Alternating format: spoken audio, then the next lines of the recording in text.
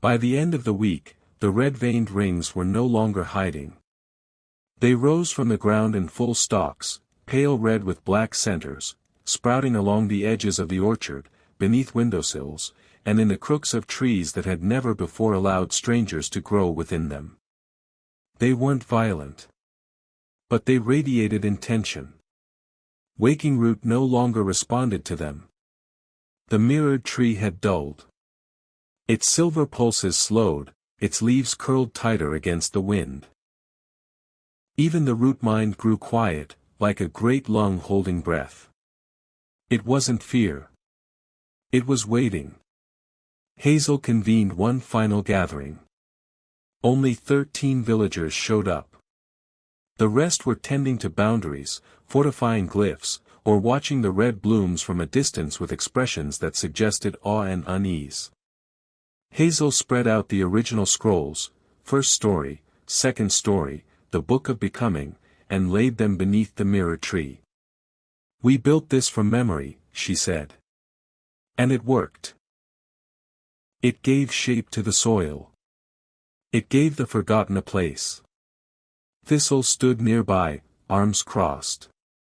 But we didn't write it completely. And now something unfinished is finishing itself, Hazel agreed. Winnie circled one of the red blooms with the tip of her boot.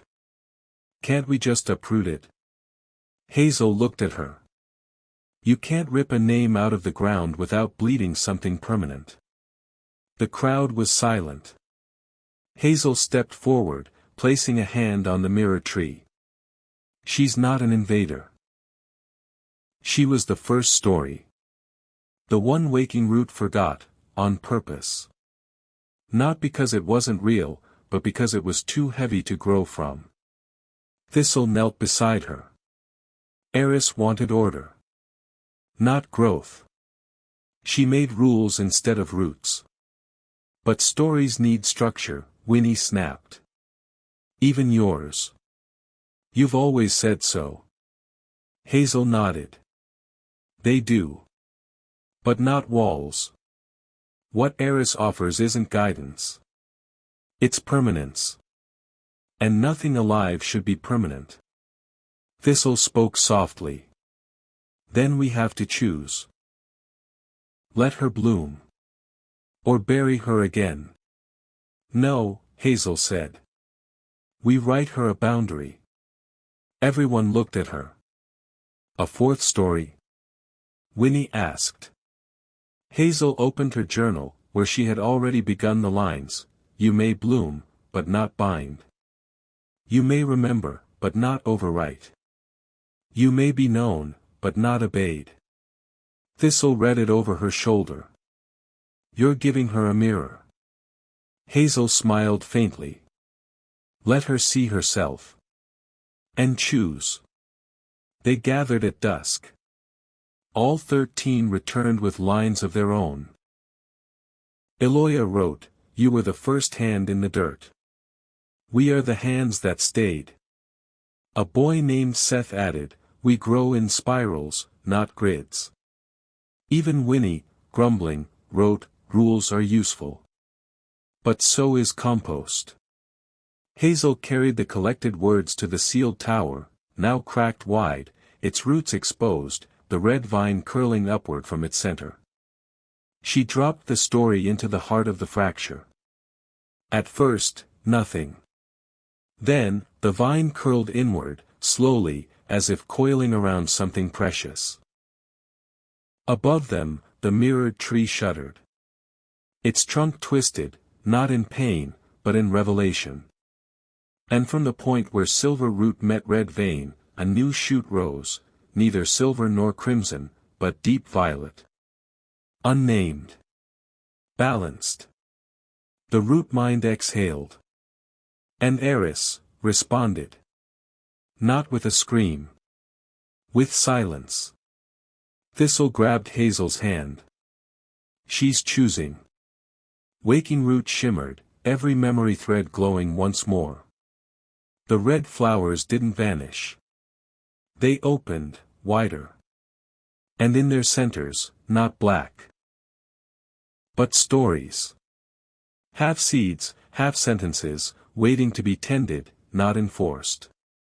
Hazel stepped back, eyes wide. She's not erased, she whispered. She's integrated. Winnie blinked. And that's better. It's real, Hazel said. And from the tower's mouth, a final message bloomed in ash across stone: no story is whole without its first word. They returned to the orchard as the sky turned gold. Villagers were already whispering, some in awe, some in wariness. But none in fear. The land felt honest now. Not tamed. Not safe. But true.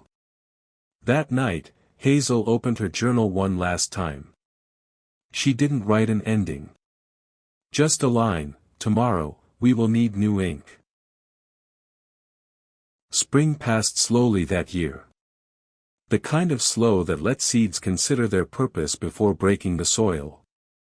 The orchard hummed in the mornings, low and steady, and when the wind blew just right, it carried the scent of ink and old rain. Waking Root had settled, not into stillness, but into awareness. It pulsed beneath the ground, responsive but no longer reactive, like a vast body stretching after too long a sleep. The red flowers remained. Some had withered, others bloomed into strange new colors: indigo, rust, ochre, pale green.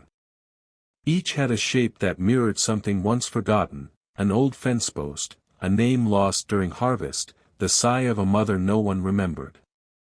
Hazel didn't remove them. She simply recorded their changes, as one might keep track of the stars or the behavior of bees. The violet shoot from the base of the mirror tree had grown tall in the weeks since the fourth story was planted. It stood half-twisted, as though still deciding how to unfurl. And that, Hazel decided, was perfect. The land no longer needed perfection. It needed possibility. Winnie took to carving benches out of deadfall and placing them around the pasture, muttering about rest stations for those cursed by metaphors. Thistle helped etch memory glyphs onto the seats, each one tuned to a small, personal memory: laughter, grief, a wish never spoken aloud. Villagers came and sat without speaking, just listening. Some stayed for hours. Others left offerings. One man proposed to his partner beneath the mirror tree, tying 2 ribbons together on a branch that did not bloom until morning. Hazel resumed teaching children how to speak to the soil. She didn't tell them what to say, only how to listen to the pulse beneath their feet, and how to recognize when the land answered.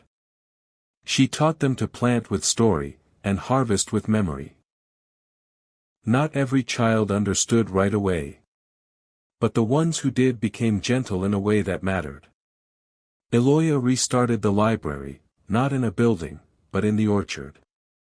She placed weather-treated story stones beneath certain trees and painted memories on them with wax and ash. Some told tales of storms. Others recorded apologies. One simply read, "We tried, and trying counts." When it rained, the ink washed into the roots, and Waking Root glowed faintly at dusk. But not all days were quiet. Some mornings, the red-veined spirals whispered too loud. Some nights, Waking Root dreamed things the villagers didn't want to remember: faces gone too long, regrets never spoken aloud, names etched in grief. But Hazel made a place for those dreams too. She called it the memory patch, a garden just outside the tower's rim where nothing was planted and nothing was taken. Visitors simply sat in its silence, and the silence sat back. One afternoon, a stranger arrived. They came from beyond Mosswick, wrapped in linen and questions, carrying a pouch of bone-colored seeds they claimed had no name. Hazel welcomed them. No story, she told the villagers, began with knowing. Only seeking. The stranger sat beneath the mirror tree, pressed one seed into the earth, and whispered something no one could hear. 3 days later, a vine sprouted. It shimmered like memory but grew in a pattern Hazel didn't recognize. And still, she let it grow. Because now, she understood. Stories didn't just need shape. They needed space. And waking root, this vast, sentient memory thing once feared, once fought, had become not just a listener, but a learner. One night, weeks after the stranger's arrival, Hazel walked the edge of the pasture with Thistle. The air was still. Fireflies blinked between the branches. Somewhere near the tower, a child laughed in their sleep. "Do you think it's safe now?" Thistle asked. Hazel considered that. Safe? No. I don't think it's ever been safe. But I think it's honest. And I think we've finally stopped trying to make it something it's not. Thistle smiled faintly, the kind she used when her thoughts were too big for her mouth.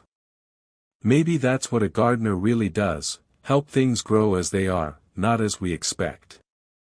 They walked a little farther. The soil beneath their feet pulsed once, softly. Not a warning. Not a demand. Just presence. When they reached the mirror tree, Hazel placed her palm against its bark. The spiral on the trunk glowed faintly, and beneath it, new lines had formed, loops and arcs, symbols not from any language she knew. But she didn't need to translate them. She understood. The tree was writing back. Hazel didn't weep. She smiled. Then turned, brushing dirt from her coat, and headed toward the farmhouse with slow steps and a heart fuller than it had been in years. There were still weeds to tend. Still glyphs to renew. Still boundaries to walk. But the story was no longer something she carried alone. It carried them. And beneath it all, deep, steady, growing with patience and strange grace, Waking Root remembered. 6 years old and daring enough to steal scones from the bakery window. They began the search for Eris in the only place Hazel trusted to hold truth without distorting it, the story roots. Beneath the mirror tree, past the layers of ink-threaded soil and memory-lined roots, Waking Root stored the stories planted into it, not just as words, but as structures. Each one lived like a house, growing with meaning over time. Most were calm. Familiar. A few were still in bloom. Hazel entered them like rooms she knew by heart.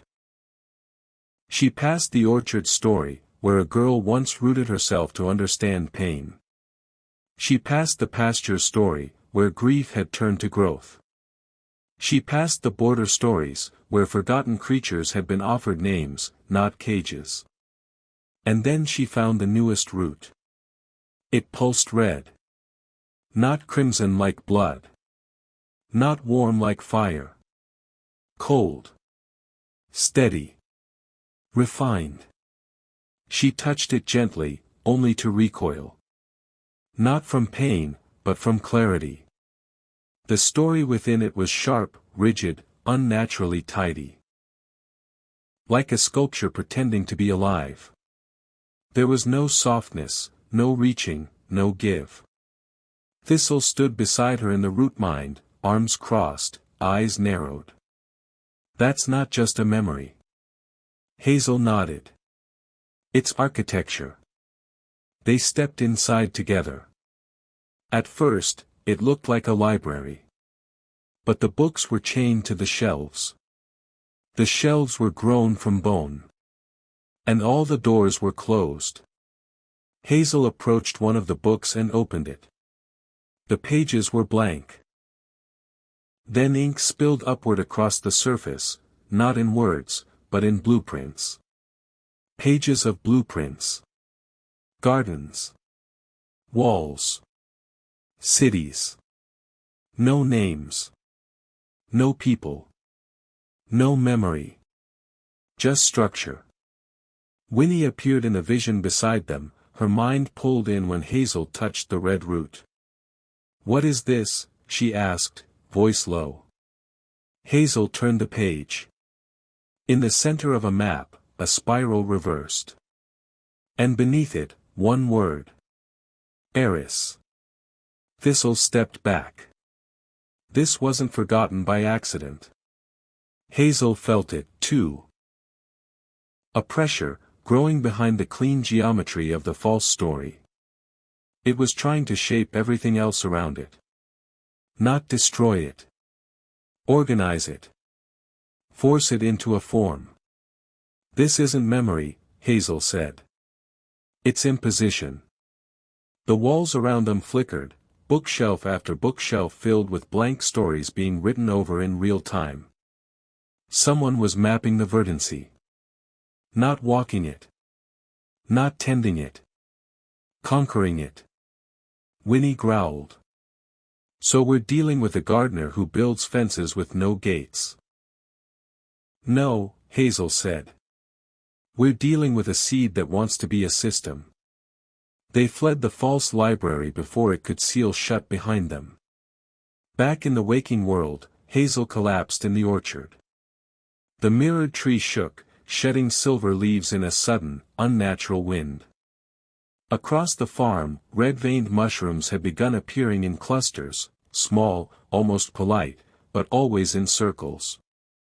Always near something old. Waking Root did not respond to them. It couldn't. Because these were not stories born from memory or grief or joy. They were designs. And Eris was not trying to be remembered. She was trying to overwrite. Hazel spent the next 2 days in silence, walking the edges of the fields, inspecting every patch of soil. The red rings were spreading. Not rapidly. Not violently. But intentionally. They didn't reach for sunlight. They reached for control. Thistle kept to the pasture, quietly fortifying memory blooms with old glyphs. Winnie, ever practical, began carving new symbols into fence posts, half warning, half dare. But Hazel stayed in the orchard, beneath the mirrored tree, staring at the red-veined petals still curled at its base. "What are you?" she whispered one evening. "What did they seal before us?" No answer came from the tree. But the soil beneath her hand trembled. She pressed her palm into the dirt. And the root mind answered, not with words, but with a scar.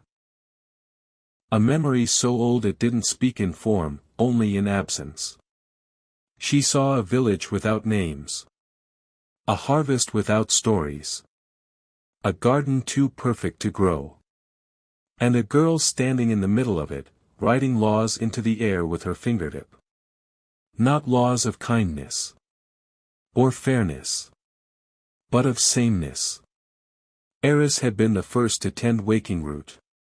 Not with care. But with command. And when the soil rebelled, she tried to bind it, story by story, boundary by boundary, until even the weeds whispered in fear. Hazel pulled her hand back.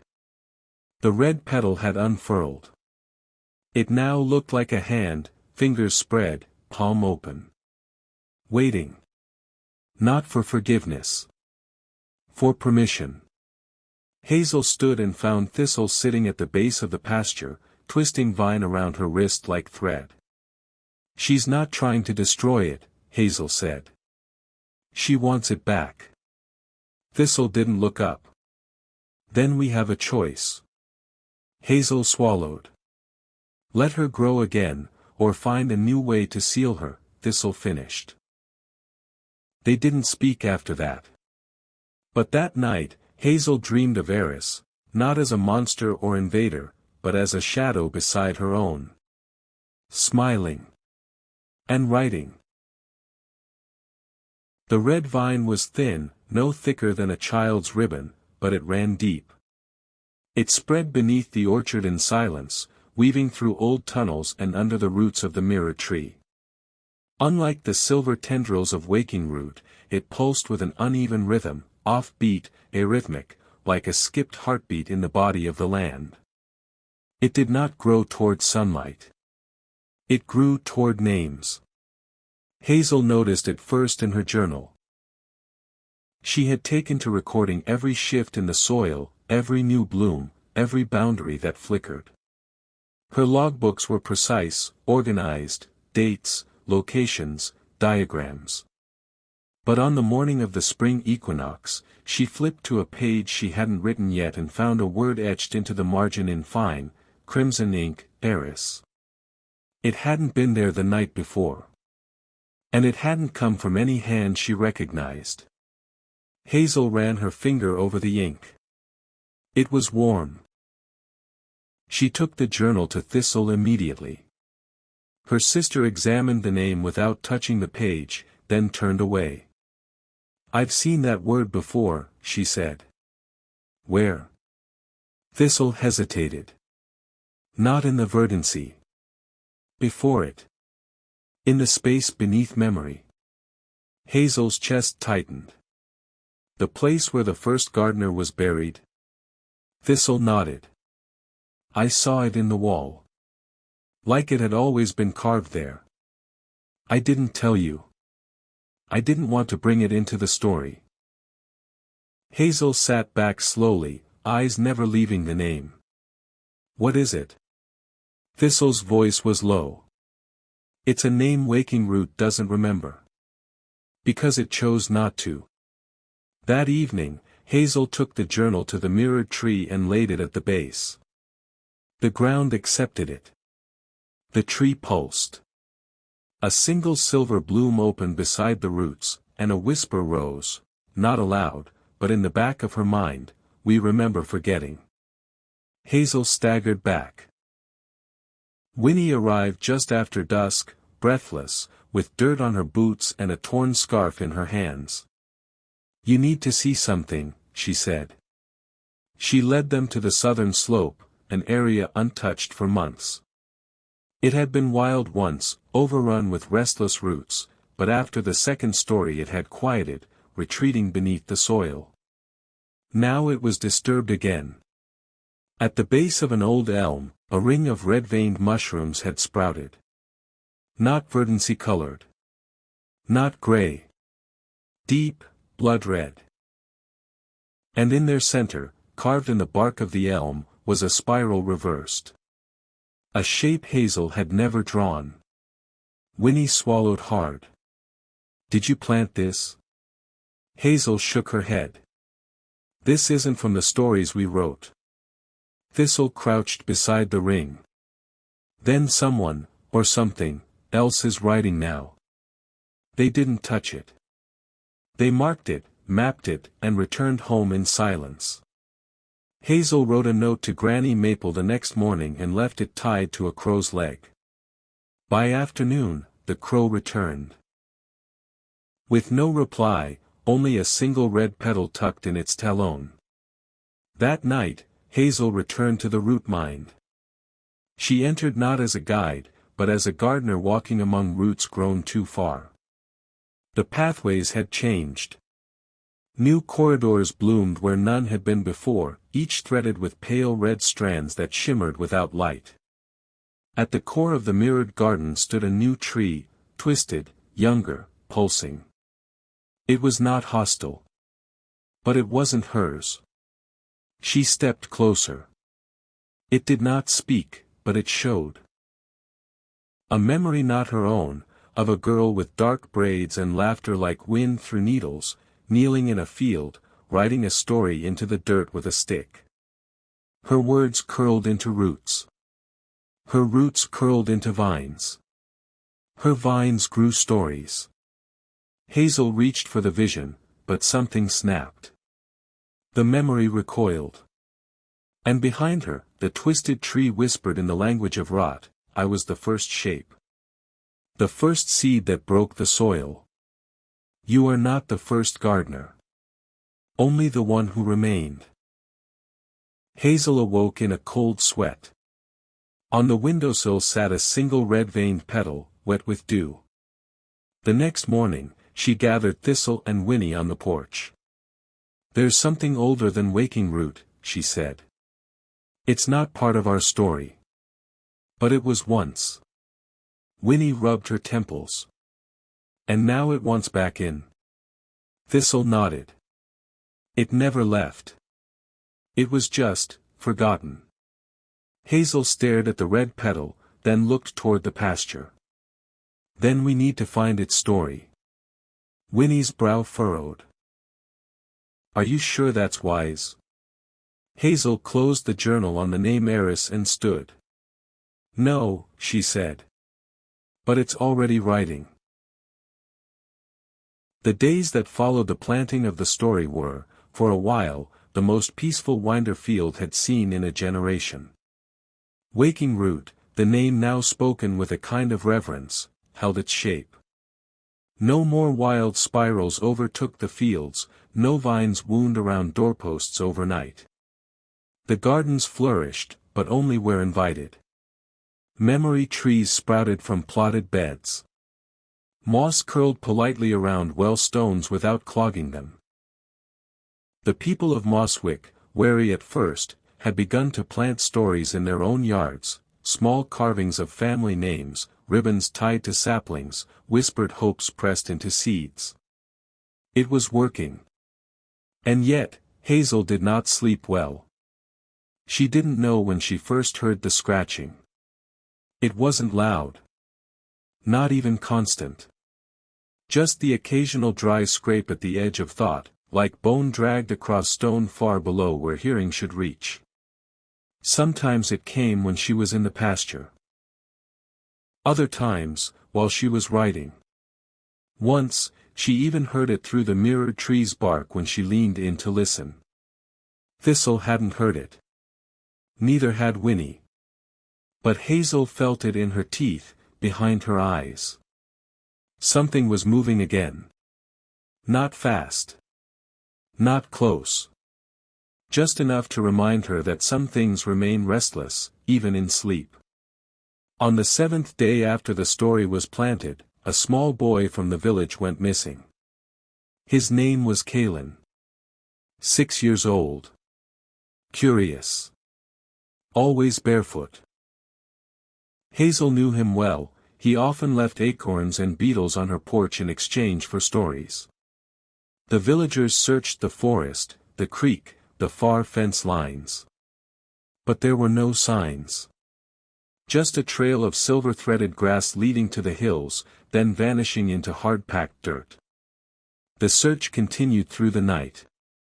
Hazel stayed awake, eyes fixed on the mirrored tree, as though it might confess something. When Thistle returned from the woods just before dawn, her expression was pale and unreadable. He's not in the Verdancy, she said. I would have felt him. Hazel's throat tightened. Then he's somewhere it can't reach. That morning, they opened the sealed tower again. The silver flowers hadn't returned, but the tower still breathed. The spiral stairs still curved downward, and the hum of memory still clung to the stone. Hazel entered first, holding a lantern laced with fire vine. A plant the Verdancy had created specifically to burn steadily in silence. She hoped it would be enough. At the base, the cracked slab had split further. A gap now yawned down the center, wide enough to reveal darkness beneath it. Hazel leaned over the edge, heart racing. There was air down there. And it was moving. Not like breath. More like suction. A pulling. She turned to Thistle. He could have fallen. Or been taken. Thistle didn't reply. She just stared into the gap, her expression stiff. Hazel could see it in her, she didn't want to go back down. Not to where the first gardener had died. Not to where silence had once ruled. But Hazel had already made up her mind. We go together. They returned to the farmhouse briefly, just long enough to gather supplies, rope, lanterns, story charms, ink. Winnie tried to stop them, tried to argue, but when she saw Hazel's face, she didn't push. "I'll stay here," she said. "If something crawls out of that crack while you're gone, I'll throw it back down myself." Hazel smiled faintly. "Leave the back gate open." That night, she and Thistle descended into the earth once more. They lowered themselves into the broken chamber on ropes made of woven vine, each knot embedded with memory glyphs. The darkness welcomed them. Not in malice, but in quiet. The kind that breathes differently when watched. The path beneath the slab was narrow, curving like a burrow carved by time.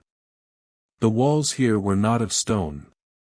They were pressed soil, smooth, unnaturally formed, as though something massive had moved through the earth like a worm, leaving polished tunnels in its wake. They followed the path in silence. No birds. No roots. No hum of waking root. Eventually, they found the first sign. A toy beetle.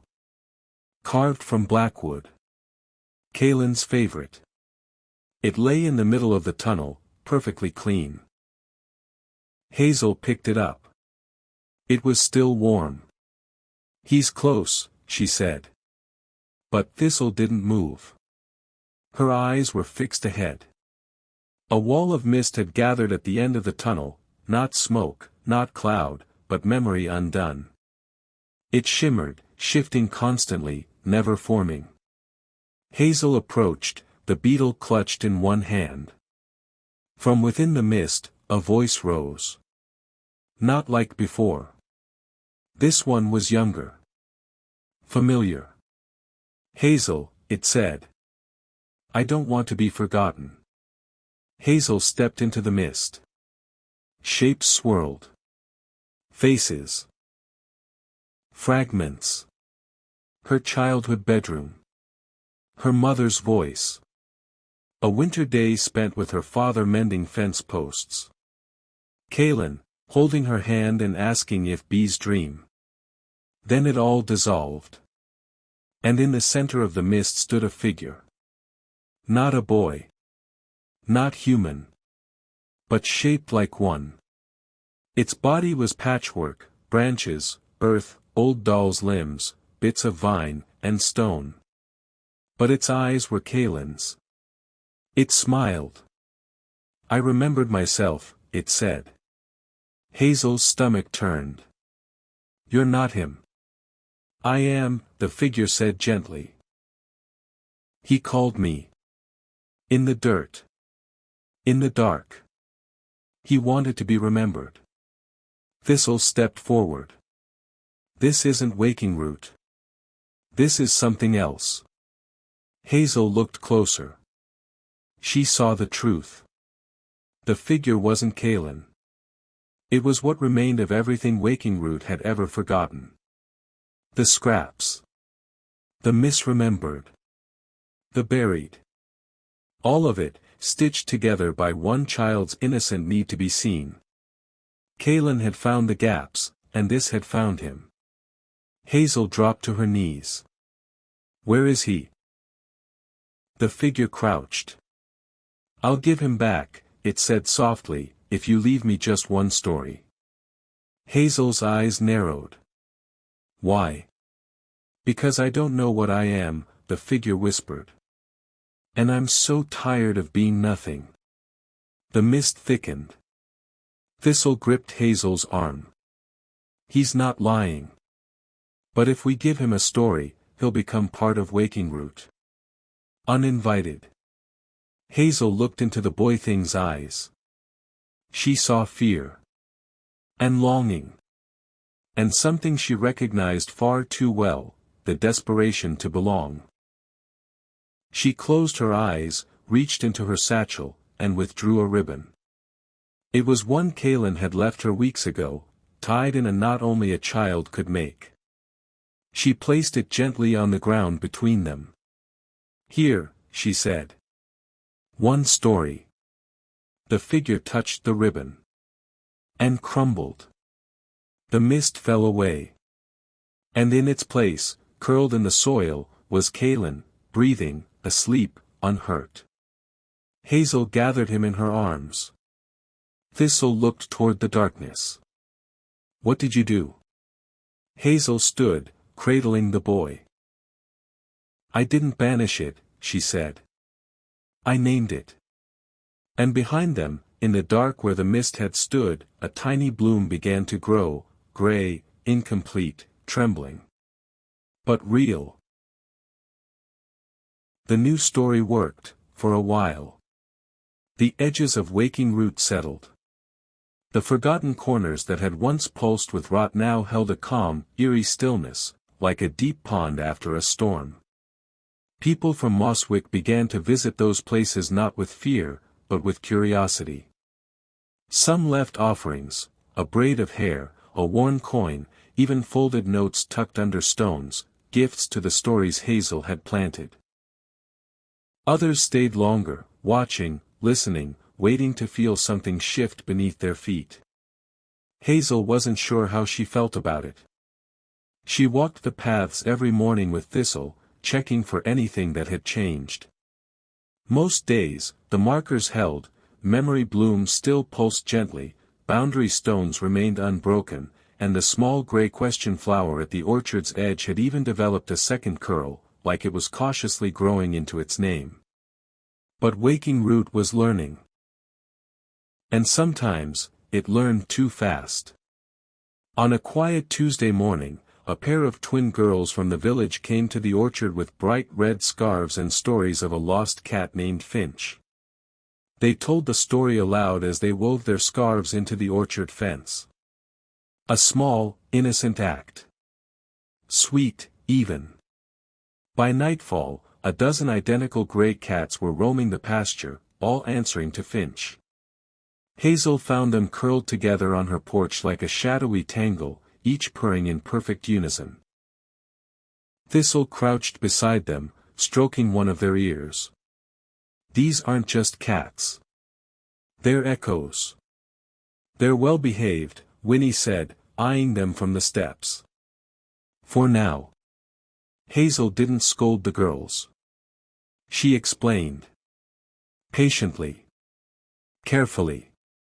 She told them stories had weight now, real weight, and they had to be handled like seeds, not stones.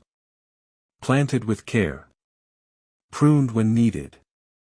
The girls apologized, giggling as they took one of the cats home. Waking Root, mercifully, allowed them to leave the field. But the others lingered. Hazel called a village meeting 2 days later. The barn was full, nearly every adult in Mosswick seated on benches or crates, their boots caked in dust and their eyes full of questions. Thistle stood to one side like a quiet guardian. Winnie leaned against a beam at the back, arms crossed. Hazel faced the crowd from the front, the rolled-up parchment of the second story clutched in her hands. We made something alive, she began. We shaped it with care, and it listened. But now it's growing faster than any of us expected. It's not dangerous. Not yet. But it could be. If we don't understand how to live with it. A murmur rippled through the room. Hazel continued, Waking Root doesn't just grow from memory. It grows from intention. From what we mean. That's why the boundaries work, they're shaped by story. But if we keep planting memories without care, without structure, the edges won't hold. Eloia, the former librarian, raised her hand. Then what do you suggest? Hazel took a breath. A third story. But not from me. From all of you. That got their attention. You want us to write it? Someone asked. You've already started, Hazel said. With the gifts you leave. The names you carve. The words you whisper. But now we do it together. With intention. We name what we are becoming. Not just who we've been. There was silence. Then Eloia nodded. Then let's begin. They called it the Book of Becoming. Rather than a scroll or parchment, it was a living book, bound in bark and stitched with root fiber, with pages grown from memory paper, a new substance Waking Root offered freely when asked. Its cover bore no title, only a handprint pressed into the center, and an indentation shaped like a spiral turning outward. Each villager wrote something. Not all long, not all elegant. Some were confessions. Some were promises. Some were dreams. Winnie's entry read, "I will never trust dirt again, but I'll plant anyway. Because hope is just stubbornness with roots." Thistle wrote, "I was planted. I was buried. I grew in silence. I still bloom." Hazel stared at her blank page for a long time. Then she wrote, "I am the story that remembers. I do not prune. I guide. I make space." When the Book of Becoming was placed beneath the mirrored tree, something extraordinary happened. For the first time, Waking Root responded not with roots or blooms, but with language. Not spoken aloud. Not carved in bark. But written in the sky. Clouds formed letters above the orchard, looping like calligraphy. We hear. We learn. We wait. Hazel read it 3 times, then whispered, "It's listening to more than me." Later that night, she sat alone in the orchard, turning over the implications. Waking Root was evolving. It had been content to mirror, then to grow, and now it was watching. Adapting. Responding not only to memory, but to the act of shaping. It was becoming something new. And maybe that was the point. But something still tugged at her, like the weight of a page she hadn't turned. A part of the story that had gone unspoken. That evening, beneath the surface of the old sealed tower, the soil shifted. And a thin vine, not silver, not gray, but red, pushed quietly through the stone. No one saw it. No one felt it. But somewhere deep within Waking Root's oldest roots, a name that had never been written began to uncoil. And it remembered her. Kalen woke just after dawn, curled like a seedling in Hazel's arms. He blinked slowly, as if unsure how to refocus his eyes on a world that had not been stitched together from moss and memory. His skin was cool but flushed with color. His voice, when it came, was soft and plain. "I dreamt I was a door," he said. Hazel didn't ask what that meant. She only hugged him tighter. They carried him back up the tunnel, the fire vine lantern swinging gently with each step. Thistle walked ahead, her hand trailing along the wall of packed soil. Her expression was unreadable, but the air around her was tight.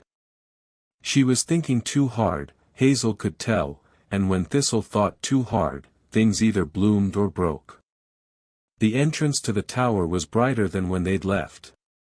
A soft, silvery mist filtered through the stairwell, but it no longer carried the pull of forgotten things.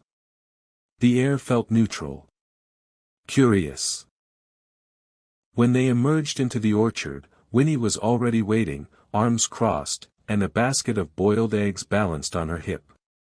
Her mouth opened as if to shout something, but when she saw Kalen, she stopped. She handed Hazel an egg and simply said, "You're late." The village didn't ask too many questions. Kalen's return was enough. They celebrated quietly that evening with fireflies in jars, music played on spoons and broken violins, and bread shared in thick slices beneath the trees. Hazel watched it all from the porch, Thistle seated beside her, silent. "You haven't said anything since we got back," Hazel murmured. Thistle leaned forward, elbows on her knees. "You gave it shape. I gave it a ribbon." Thistle shook her head. "You gave it place. Now it knows it can exist outside the verdancy." Hazel's heart tensed. "Do you think that was a mistake?" "I think," Thistle said slowly, "You did the only thing you could do. But this story's bigger than us now. We're not just guiding waking root anymore. We're guiding the edges of it. The places it doesn't reach. The ones it forgot on purpose." Hazel let the silence stretch for a while. The stars were thick above them, crowding together like seeds ready to burst. Then, finally, she said, "Maybe those edges need stories too." Winnie joined them later with a map. It was roughly drawn, messy in the way things made in a hurry often are, but there was structure to it. She had marked the pastures, the orchard, the tower, and a dozen small areas along the borders where strange things had occurred, a creek that ran backward during certain moons, a hill where dreams echoed if you whispered into the soil, a tree stump that refused to rot. "You've noticed them too," Hazel said. "Of course I have," Winnie muttered. "I don't live under a rock. I didn't want to give them meaning until I had to." Thistle pointed to one of the markings near the edge of the map. "This one, what happened there?" Winnie leaned in. A root tried to speak. "Through a crow." Hazel blinked. "Did it work?" "It said a riddle about a tooth and then flew into a tree and died," Winnie said. "So, no." They stared at the map together. "We need to write again," Hazel said. "Another story. One about the edges. Not just where waking root grows, but where it stops. Where it should stop." "Stories need boundaries," Thistle said. "But not fences," Hazel added. "Not all of them. Just lanterns. Markers to guide things away from dark corners." That night, Hazel didn't write alone. She sat with Thistle, Winnie, and 4 other villagers who had grown comfortable with waking root's strange rhythms. They filled a new sheet of parchment with tales of the thresholds, the dreams that whispered at midnight, the wells that showed other faces, the forgotten names that tried to grow back as weeds. But instead of sealing them away, Hazel gave each one a room. Not literal, but imagined. Story-shaped. A creek that ran backward became a messenger. The stump that never rotted was crowned the memory seat. The crow riddle, now written down properly, was placed beside a door that led nowhere, as a joke shared between the land and those who tended it. Each one was offered a place. Nothing was erased.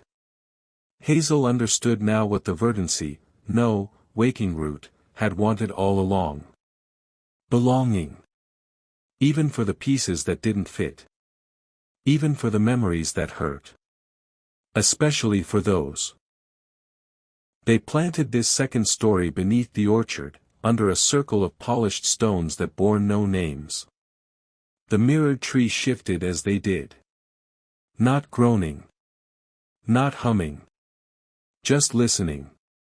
And from far below, beyond the tower, Hazel felt something shift, not with hunger, not with rejection, but with quiet. Acceptance. The soil had made room. And in a hollow knot in the farthest orchard tree, a tiny gray bloom pushed through the bark. It bore no petals.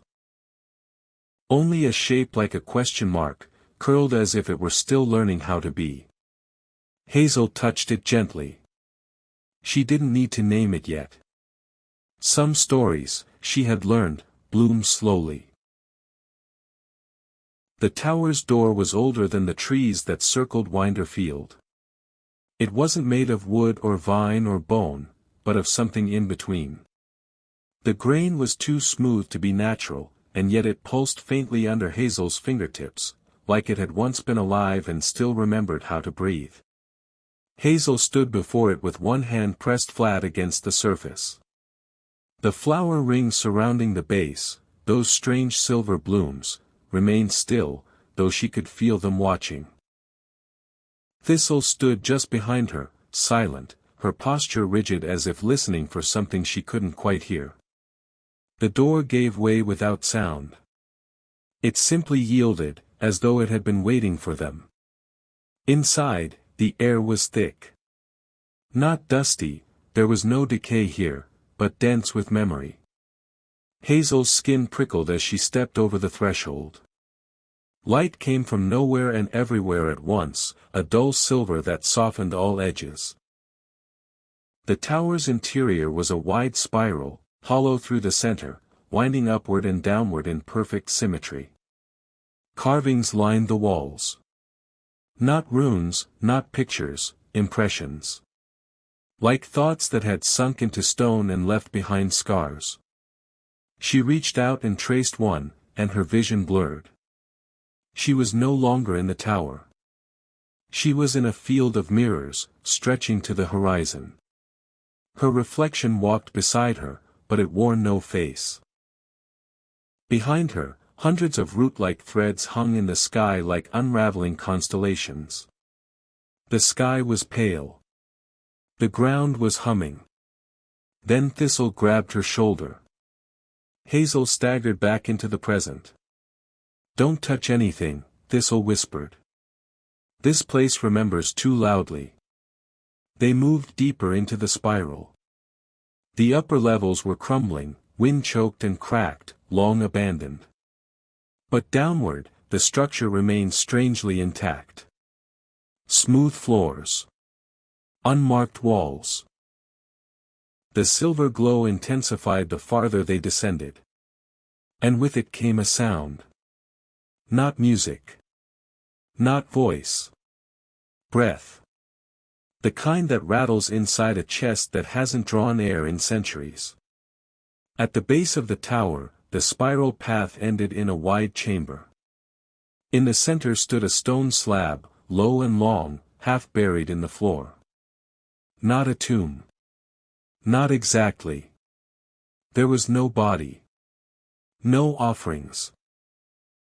Just a single root, thick as a tree trunk, stretching from the ceiling and curling around the stone like a serpent in sleep. The hum grew stronger. Hazel approached slowly. "Do you feel that?" she asked. Thistle nodded, voice tight. "It's listening." Hazel knelt beside the root. It wasn't like the verdancy's roots. This one wasn't growing. It was binding. Anchored in place. No silver veins. No shimmer. Just a slow pulse, steady and mechanical. Thistle knelt beside her. "I think this is where the verdancy ends." Hazel didn't speak for a long moment.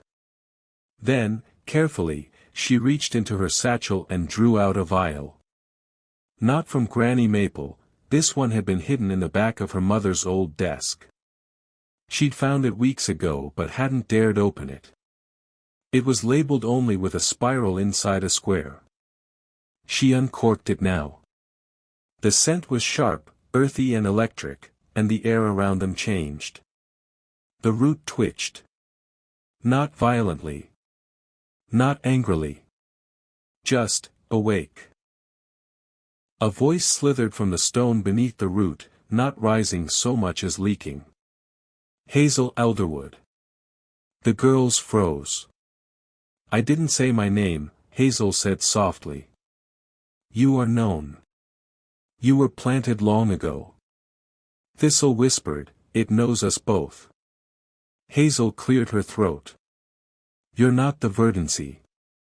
"No. I was its keeper. Before story. Before shape. Before memory." "Then why are you buried beneath it?" Hazel asked. A long pause. "Because the verdancy forgot me. It grew without root. And in doing so, became something else." Hazel stepped closer to the slab. "If you came before it, what were you growing?" "Order. Pattern. Silence. I was the seed that fed stillness. The verdancy is what happens when memory is left unchecked. A garden too wild to contain. You were trying to stop it, Hazel realized. To seal it. The voice grew quieter. To balance it. But the ones who planted me died long before they could prune what they'd sown. Now it spreads. And it has chosen you to guide it. Hazel's hands trembled. It grows because of me. Yes. She turned to Thistle. If I'm helping it grow, but it grew by forgetting this, what happens if we remember it again? Thistle touched the root. Maybe it'll stop needing to take so much. The ground beneath them shook, not violently, but with tension. The root twitched again. Then it cracked. Silver veins bled into the stone below. The voice hissed. You have brought it here. Hazel staggered back. The verdancy was reaching down. She could feel its warmth pressing into the chamber, filling the empty spiral. Thistle shouted, it's not ready to face what it buried. Hazel dropped the vial onto the root. There was a sound like thunder trapped inside a teacup, and the room flashed silver. For one breathless moment, both girls saw it clearly, the face of the root's memory, a being not made of petals or leaves, but lattice and law. The original gardener. Its body woven of geometry and restraint. Then it vanished. The stone cracked straight down the center. The tower groaned. And the air turned still. Hazel crawled to the center of the floor, hand outstretched over the crack. Nothing came through. But something inside her had changed. She looked at Thistle. It wasn't evil. It was necessary. The verdancy grew too far, and they tried to anchor it. Thistle looked toward the staircase. But now that we've unburied it, we need to decide what stays buried, Hazel finished. They climbed from the tower just before dusk. The air outside felt thinner. The silver flowers around the base had all wilted. And far beyond the pasture, at the edge of the village, a child stepped into a field and stared at the trees. The ground beneath her shifted. She turned back to her parents and whispered, "The earth says something's coming." The decision was made beneath the orchard, just before sunset, with a half-dozen villagers gathered in the grass and a table dragged out from the farmhouse kitchen. Winnie had laid out a long sheet of parchment, several bottles of ink, and an alarming variety of pens, brushes, and twigs she claimed were for emotional texture. Hazel didn't ask. They sat together beneath branches heavy with glowing fruit. The mirrored tree, at the center of the pasture, stood in view just beyond the gate, pulsing faintly in rhythm with the wind. Birds circled overhead, but none landed. The land itself seemed to hold its breath. Hazel stood at the head of the table. "We've been letting the verdancy grow on memory alone," she began. "Ours. Our ancestors. Our fears, dreams, hopes, all of it. But memory is organic. It changes. It forgets. And when something that powerful feeds on unstable memory, it can turn into something it was never meant to be." Winnie raised her hand, already chewing a reed pen. "So we're writing what, like a rulebook?" Thistle, seated cross-legged nearby, shook her head. "Not rules. A story. One with structure. With shape. So the verdancy doesn't have to guess anymore." Hazel nodded. "If we tell it who we are, it will grow toward that shape." "Like a trellis," Winnie said slowly. "You're not pruning the plant, you're giving it something to climb." "Exactly." The villagers exchanged glances, and then one by one, they leaned in. Hazel dipped her brush in ink and drew the first mark, a spiral wrapped in a crescent, the symbol for remembering with intention. She spoke as she drew. "We begin with where we came from. Not just the Elderwoods. All of us. The original keepers. The first gardener. The forgotten tower. Winnie added a line across the top. We include the village. Not just the farm. If this thing's going to keep reaching into Mosswick, it should know what it's touching. Thistle wrote symbols with careful, looping strokes. And we name it. Not just the Verdancy. That's not enough. It needs something personal. Hazel looked up. What would you call it? There was silence for a moment. Then Thistle said quietly, Waking Root. It settled into the air like a seed into soft earth. Hazel tried it aloud. Waking Root. The land rustled, almost in approval. They wrote deep into the night.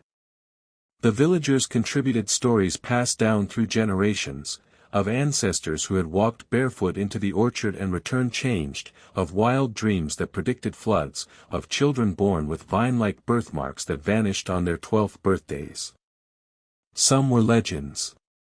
Others were truths. All were written with care. Hazel made sure to include the first gardener, the lattice being beneath the tower, and what it had tried to do. She didn't name it, but she described it as balance incarnate. Its death, she wrote, was not a failure. It was a lesson, that growth without boundary is hunger, and silence without memory is rot. Winnie, reluctantly but without sarcasm, included a small poem about the girl who turned into soil and bloomed again, which made several of the older villagers cry. When the parchment was filled and the ink had dried, Hazel rolled it carefully and carried it to the mirror tree. The sky was just beginning to pale.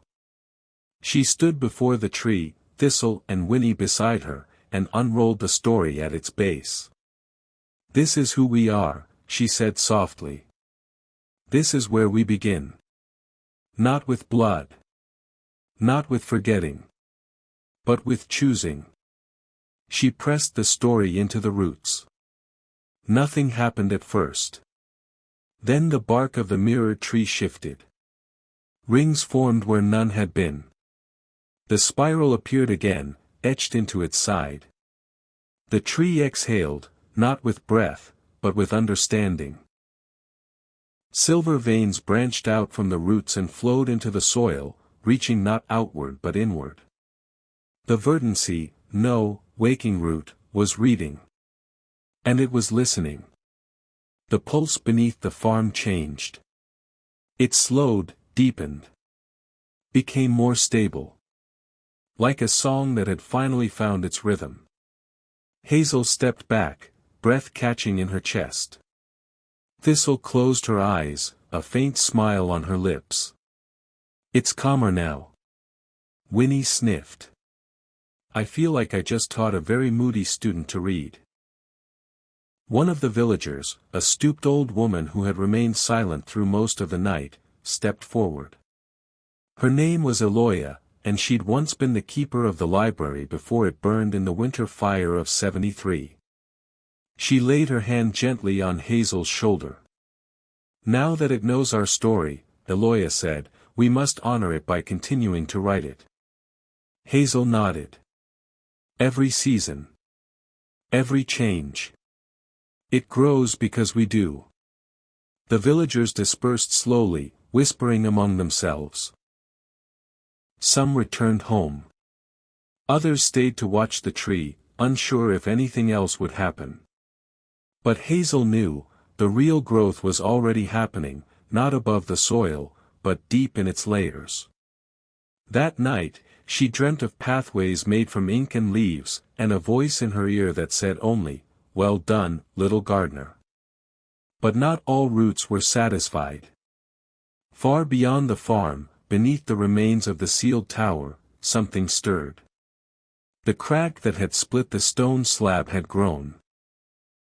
Silver veins slithered through it, seeking, curious. And in the dark beneath the soil, where names had once been buried, a voice that had never belonged to the Verdancy began to whisper once more. The silver flower hadn't vanished with the dream.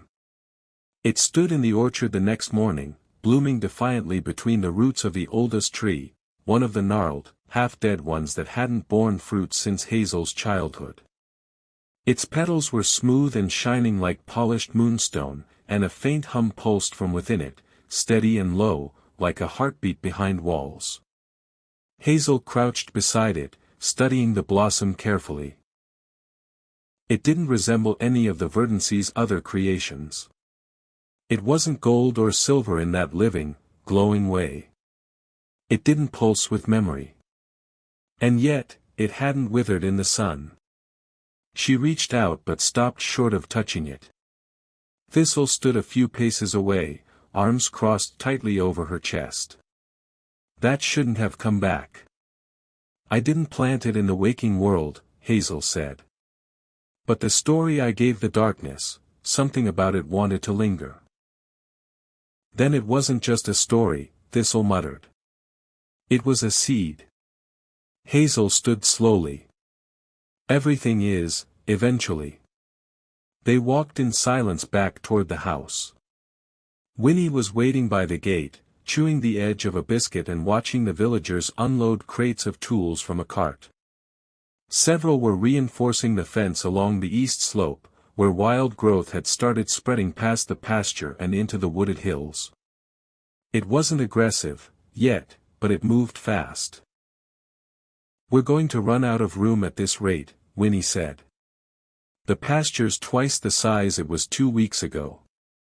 "It's growing with us," Hazel replied. "The more we remember, the more it expands." "Sure," Winnie said. "But what happens when it remembers too much?" Hazel hesitated. It was a fair question. The Verdancy didn't just respond to stories, it absorbed them. And not all memories were kind. Grief had roots just as deep as love, and some wounds didn't know how to heal, only how to grow thorns. That night, Hazel returned to the mirror tree. She sat beneath its limbs and closed her eyes, reaching into the root mind. It welcomed her now, not as a guest, but as part of itself. She asked a simple question: "What is the silver flower?" The root mind responded with silence. But then, slowly, a single image emerged in her mind. A tower, ancient, ruined, and covered in moss. Sitting alone in a sunken valley. The air around it was thick with mist. At its base, the same silver flower bloomed in a circle of stone. Something was buried beneath it. Something not yet awake. Hazel's breath caught. "Where is this?" The image did not answer, but she could feel a tug in her chest, east of the farm, beyond the wooded ridge where no one had walked in years. The place where the trees grew too tall, and the birds never sang. She woke with her jaw clenched. Thistle met her at the front porch before dawn. "You saw it, didn't you?" Hazel nodded. "The tower." "It's real," Thistle said. "I've seen it in pieces, in dreams. I thought it was from before I was buried. But it's something else." "Do you know what's in it?" "No," Thistle replied. "But I know the Verdancy didn't grow around it. It grew over it." Hazel's voice was quiet. "A mistake. Or something worse," Thistle said. "A secret." They left before the village stirred. Hazel left Winnie a note. Short, honest, and frustratingly vague. She didn't want to drag anyone else into what might be another descent into shadow. She wasn't even sure she could come back from wherever the tower was pulling her. They passed through the farthest edge of the pasture, where the land grew uneven and the colors of the grass faded into washed-out grays. Even the air changed. The usual warmth and perfume of blossoms gave way to a cool, still breath of fog. By midday, they found it. The tower. It wasn't tall anymore, only 3 crumbling stories at most, but the stone was unlike anything else in the valley. No moss clung to it, no vines. The verdancy had recoiled from it. The clearing around the base was bare, circular, and dry, as though the land itself refused to remember what this place was. And there, at the tower's foundation, bloomed dozens of silver flowers. Hazel felt her skin prickle. She stepped forward. A wind stirred, unnatural and sudden. And the flowers all turned toward her at once. Not violently.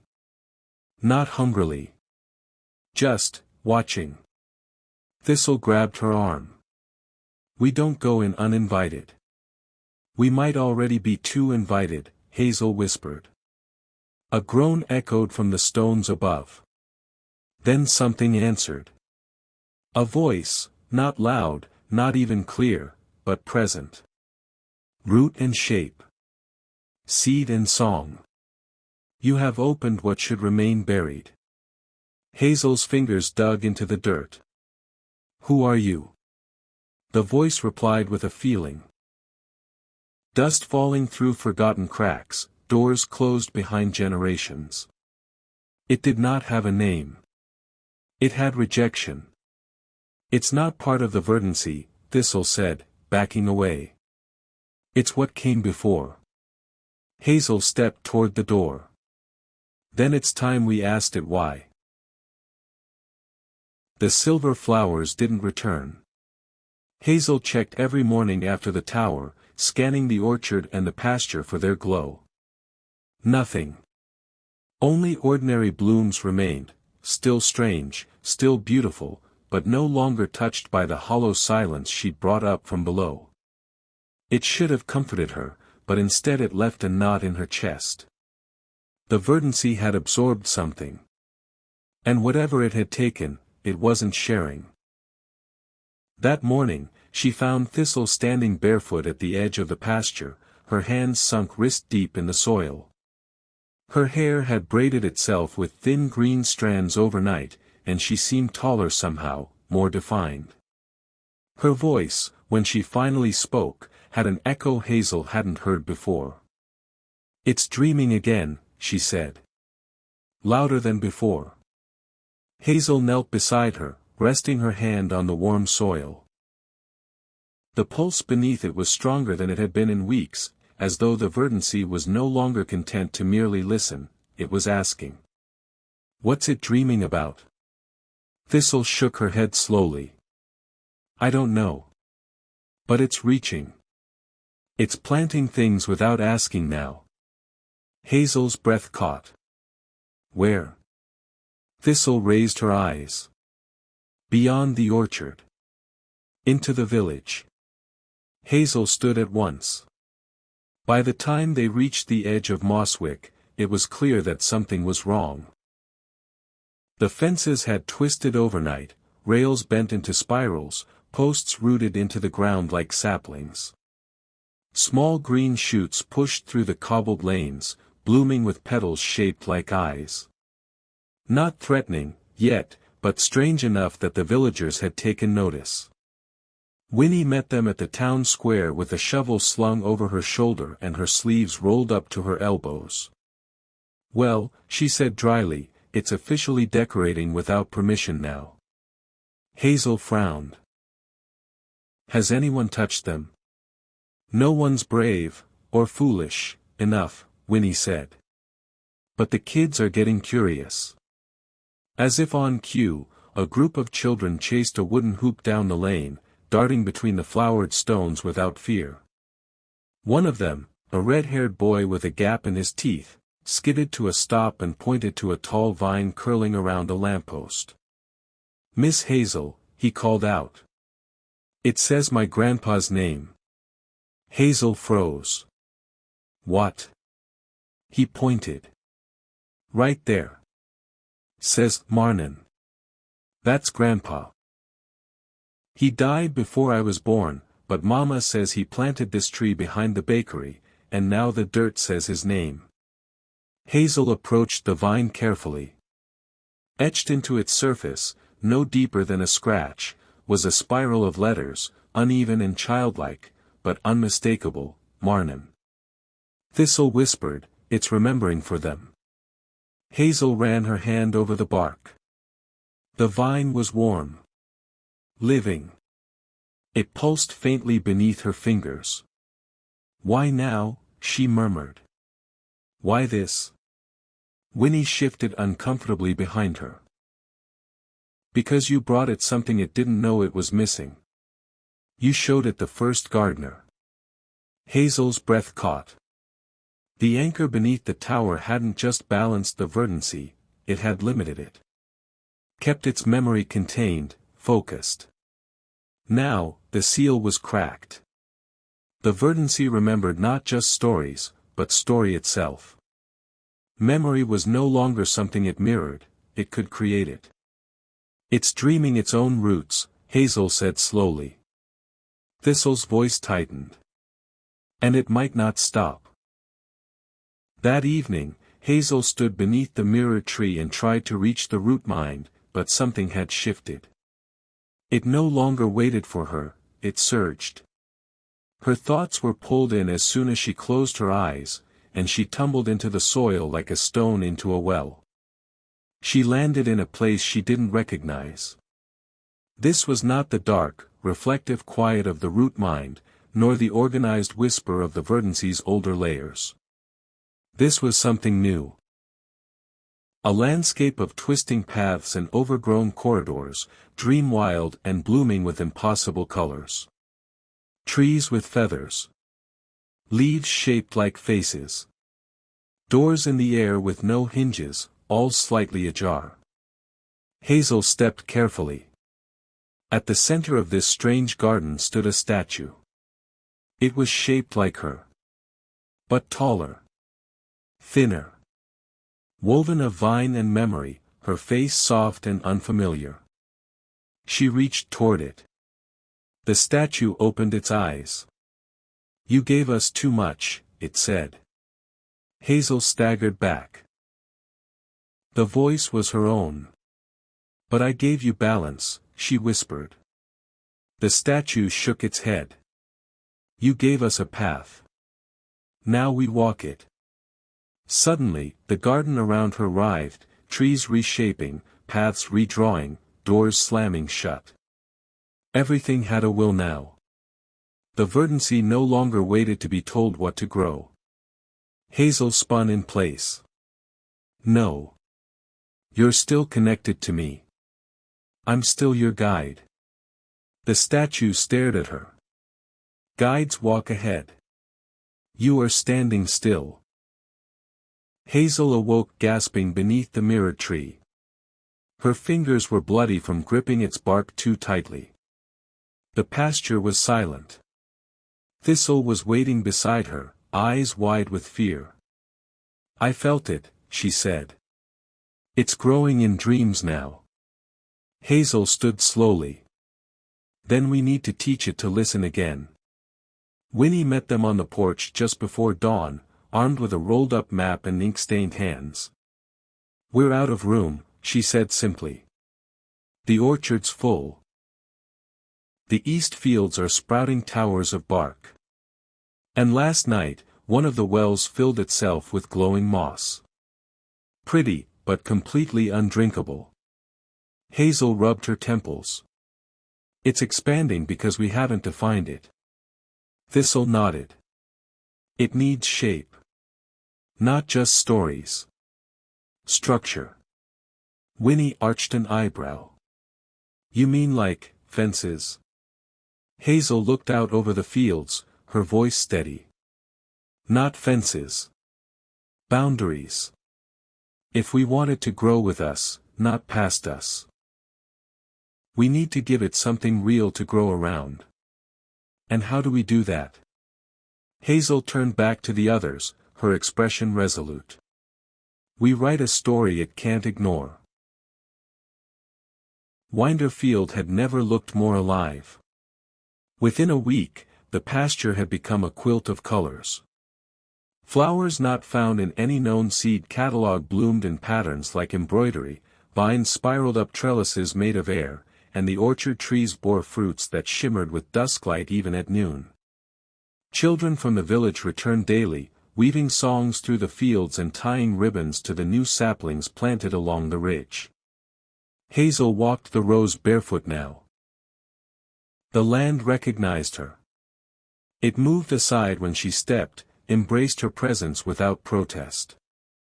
She didn't speak to it aloud, it didn't need that anymore. The verdancy and Hazel shared something deeper than words. Thistle had taken to tending the lower pastures. She preferred the quiet spaces, the places where mushrooms grew in rings and the ground was always a bit damp. She rarely spoke when others were around, but at night, she and Hazel sat on the roof of the house and watched the moon together, neither needing to say anything. Winnie, despite her continued grumblings, had taken charge of organizing the villagers. She oversaw repairs, rebuilt the barn, slightly smaller and much sturdier, and convinced the carpenter to create benches beneath the orchard trees for afternoon resting. By all accounts, Winderfield had turned from a dying farm into something enchanted. But Hazel felt it. The shift began on the third night after the remembrance gathering. She woke in the dark, sweat slicking her palms, the smell of wet stone heavy in her lungs. The dream had been different this time. Not memory. Not visions. A shape, beneath the root mind. Coiled. Silent. Watching. The next morning, she visited the mirrored tree at the center of the pasture. It hummed at her touch. Gently, but with tension beneath the surface, like a bowstring drawn just before the arrow flies. When she pressed her palm to its bark, a whisper spilled into her mind, "There is something beneath us that does not bloom." Hazel pulled back, her voice low. "Show me." But the tree stayed silent. She didn't tell Thistle, not yet. Her sister had finally begun smiling, faintly, but genuinely, and Hazel didn't want to weigh her down with more warnings. Instead, she went to Granny Maple. The old woman was seated in her root-woven chair beside a glowing mushroom stove, feeding the fire with twisted herbs that hissed as they burned. "You felt it too," Maple said without turning. Hazel sat across from her. "Something old. Something that doesn't belong." Granny Maple stirred her tea, the spoon shaped like a tiny shovel. "The verdancy is not alone, child. Never has been. It sleeps above many things." "Then what is this?" "Not a weed," Maple said. "Something deeper. Something that does not wish to be shaped. While the verdancy mirrors the ones who tend it, this one reflects nothing. It swallows." Hazel's hands curled into fists. "Can it break through?" "Only if forgotten," Maple replied. "Only if someone digs too deep without knowing. I want to understand. I want to help the verdancy grow safely.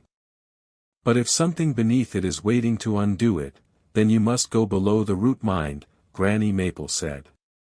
Hazel blinked. "That's even possible." Maple nodded. "The verdancy is root and memory. But what lies below it is rot and silence. If you truly wish to keep balance, you'll need to know where its roots stop, and where something else begins." She handed Hazel another vial, this one filled with a thick black liquid that shimmered like spilled ink. "This will take you beyond the mirrored bark. But once you pass through, nothing you see will be shaped for your understanding. Be warned, Hazel. This thing has no name because it ate its name long ago." Hazel gripped the vial tightly. "Then I'll give it one," she said. That night, Hazel returned to the pasture. She told no one. Not Thistle. Not Winnie. Not the villagers. Just her, the moonlight, and the mirrored tree. She sat cross-legged at its roots, opened the black vial, and drank. The world did not fall away this time. It folded. The pasture peeled like paper, layers of soil and stone curling backward until she stood at the base of the mirror tree, only now it was twisted, hollowed, and blackened at the edges. Its light was faint. The root mind flickered above her like a star through fog. And beneath it, was something else. A tunnel. No roots. Just absence. Hazel stepped into it. She walked for what felt like hours, or maybe moments. Time flickered here. The walls bled light one moment and swallowed it the next. Shapes loomed and disappeared. There were bones of things that never had names, whispers in languages that hurt to remember. At the end of the tunnel, a cavern opened. Inside stood a shape, not man, not beast, not root. It was tall, spindly, and draped in moss that did not grow. Its face was a mask of soil, cracked and empty. Its chest rose and fell as if breathing the memory of breath. Hazel stepped forward. The thing turned its head, and in a voice like crumbling stone, it spoke. "You are not seed." Hazel stood tall. "I am story. I am shape. I am memory."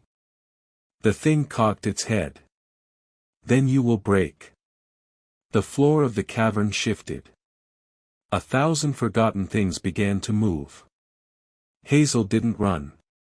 She knelt, placed both palms to the stone, and whispered, "Remember." A ripple passed through the space, not light, not sound, but meaning. And for the first time, the thing staggered. Hazel rose. "This place has no story," she said. "So I'll give it one." She reached into her chest, into herself, and pulled forth the memory of her parents planting apple seeds, of her sister's laugh, of the smell of warm earth in spring. She pushed it outward. Into the rot. Into the hollow. The darkness recoiled. And in its place, something very small bloomed, a flower. Silver.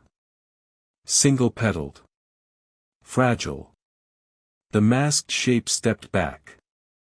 Hazel turned and walked from the cavern. As she emerged once more beneath the mirror tree, she heard a new whisper from the verdancy, "We remember what you faced. It will not bloom here." Hazel opened her eyes beneath the stars. Winnie was shaking her. "You lunatic. You were gone all day, I thought you fell into a mole hole and died." Hazel smiled weakly. "Almost."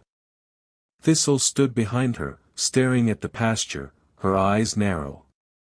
"You saw it, didn't you?" she asked. "The thing that doesn't grow." Hazel nodded. "But now it knows I'm not afraid of it."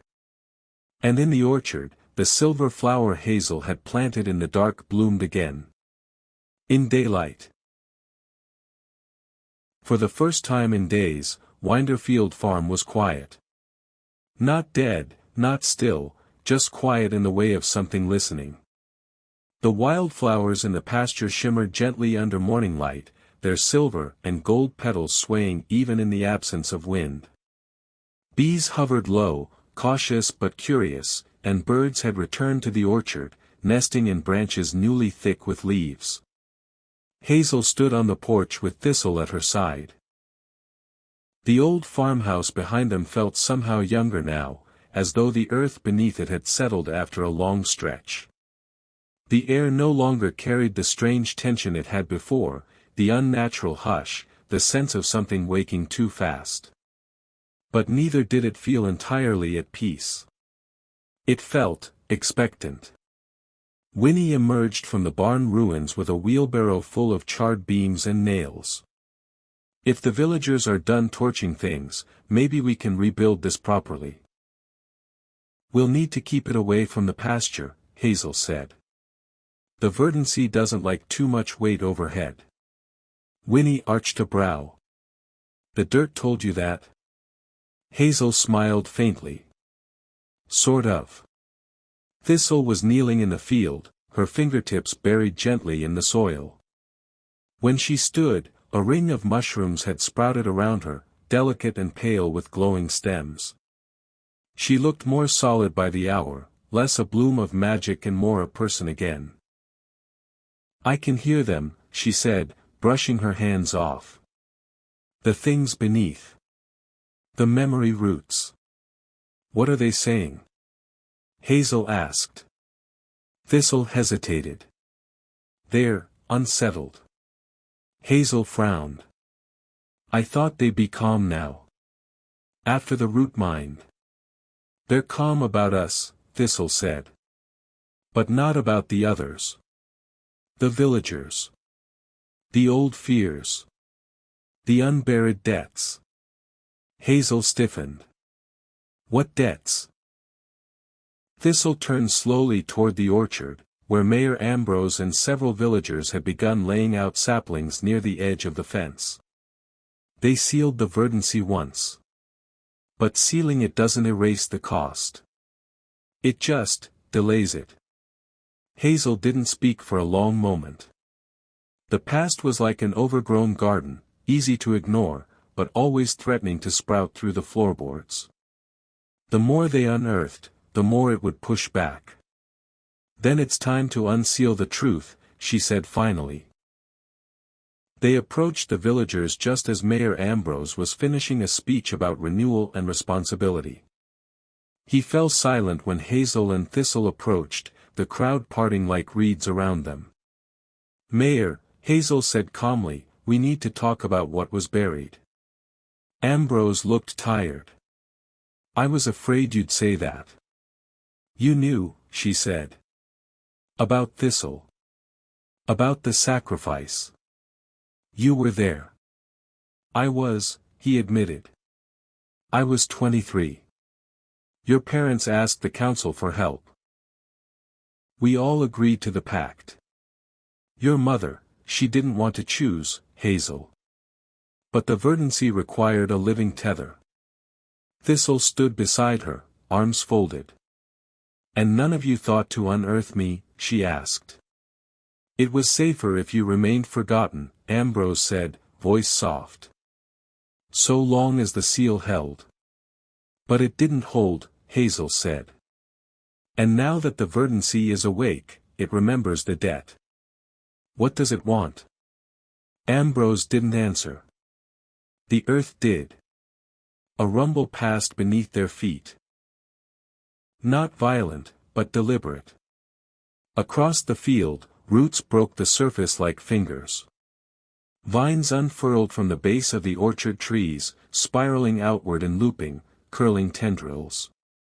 From the pasture, the wildflowers pulsed in waves, silver, gold, silver again, until they stopped in perfect stillness. Then a new sound rose from the soil. A voice. Not like the root mind. This one was fractured. Flickering. It came not from the ground, but from within the trees. We remember the names not spoken, it said. The promises not honored. The seed sealed in silence. The villagers began to murmur. Hazel stepped forward. Then let's speak them now. Tell us what was broken. Roots at her feet parted. A tangle of wood and vine shifted, revealing something beneath the orchard's edge. A stone slab. A long-forgotten grave. She knelt to read the inscription. There was no name. Only a symbol, a spiral carved within a spiral, the same as in the root mind. It was a child, Thistle whispered. Before me. Another offering. Ambrose knelt beside them, shoulders heavy. Her name was Loria, he said. She was the first. Hazel looked up, heart pounding. You sacrificed more than once. No, Ambrose said. She gave herself. Long ago, before even your family held the farm. She heard the verdancy calling and answered. Willingly. But the verdancy doesn't forget, Hazel murmured. It wants her remembered. Thistle knelt and placed her hand over the stone. Then let's remember. The roots stirred again. From the grave, a vine grew upward, gently, hesitantly, until it shaped itself into a small flowering branch, hung with blossoms that rang like chimes in the wind. All fell silent. Then the ground settled once more. Hazel stood and turned to the gathered villagers.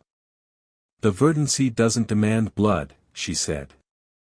It demands truth. It wants us to grow something honest. Ambrose nodded slowly. Then we will. That evening, they held a gathering under the orchard. Lanterns hung from tree limbs, and children danced among the glowing grass. Thistles sang not with words, but with wind in the vines, and the villagers, wary but willing, shared stories they had long buried. Names. Histories. Secrets. And the verdancy listened. Hazel sat beside the mirrored tree at the orchard's heart and closed her eyes. In the root mind, she felt the pulse slow, not weakening, but settling. For now, it was content. But deep beneath the soil, she also felt something else. A new root. Unfamiliar. Not angry, not wild, just waiting. Hazel opened her eyes. The story wasn't over. Not yet. The hollow beneath the pasture had changed again. Where once there had been a chamber of roots and stone, there now stood a doorway of light, rimmed with bark and pulsing gently, like a breath held in the throat of the world. Thistle waited beside it like a sentinel, her eyes casting soft glows across the mist-covered ground. Hazel clutched the vial Granny Maple had given her. Winnie stood silently at her side, lips pressed tight. Only you, Thistle said quietly. It won't allow anyone else. Winnie frowned. Convenient. Hazel turned to her friend. You'll wait here. I'll guard the field, Winnie muttered, forcing a grin. Punch anything that grows teeth.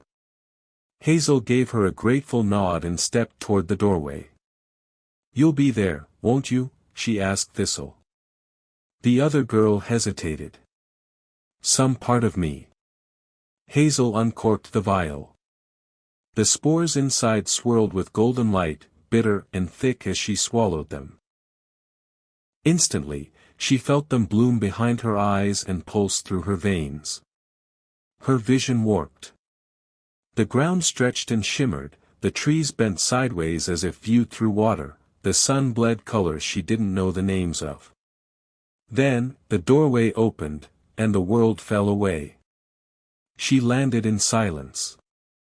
Not darkness, but something deeper, a space like glowing ink, where starlight moved beneath her feet. Around her, the roots of every tree she'd ever known stretched out into a vast, tangled expanse. They pulsed with memory. This was the root mind. It wasn't a place, it was a presence. Hazel Elderwood, it said, not in words, but as a shape that bloomed inside her mind. I'm here, Hazel said aloud. To speak. To ask. To offer. The root mind pulsed again, and she felt it moving through her, sifting her memories like wind through leaves. Her childhood laughter. The day her parents vanished. Every pain. Every joy. Every secret. She cried out and staggered back. That's mine. You are soil. Memory is seed. We are both. Around her, images flickered like candlelight. Her mother, holding two babies, Hazel and Thistle. One swaddled in green, the other in gold. Her father drawing a line of blood across his palm during a ceremony under the mirror tree. The ceiling.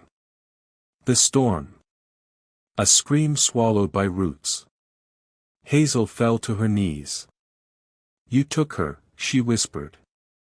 You took my sister. We kept what was offered. She grew. As did you. She rose, fury burning beneath her ribs. You used her. She shaped us. Now we are ready to be shaped again. By you. The roots bent inward, forming a circle. Glowing runes bloomed from the air, petals spiraling outward from a platform beneath her feet. Two shapes appeared. One was Thistle, peaceful, her eyes closed, rooted in place. The other was a mirror. It showed Hazel not as she was, but as she might become. Crowned in vines, eyes full of starlight, guardian of something ancient and beautiful.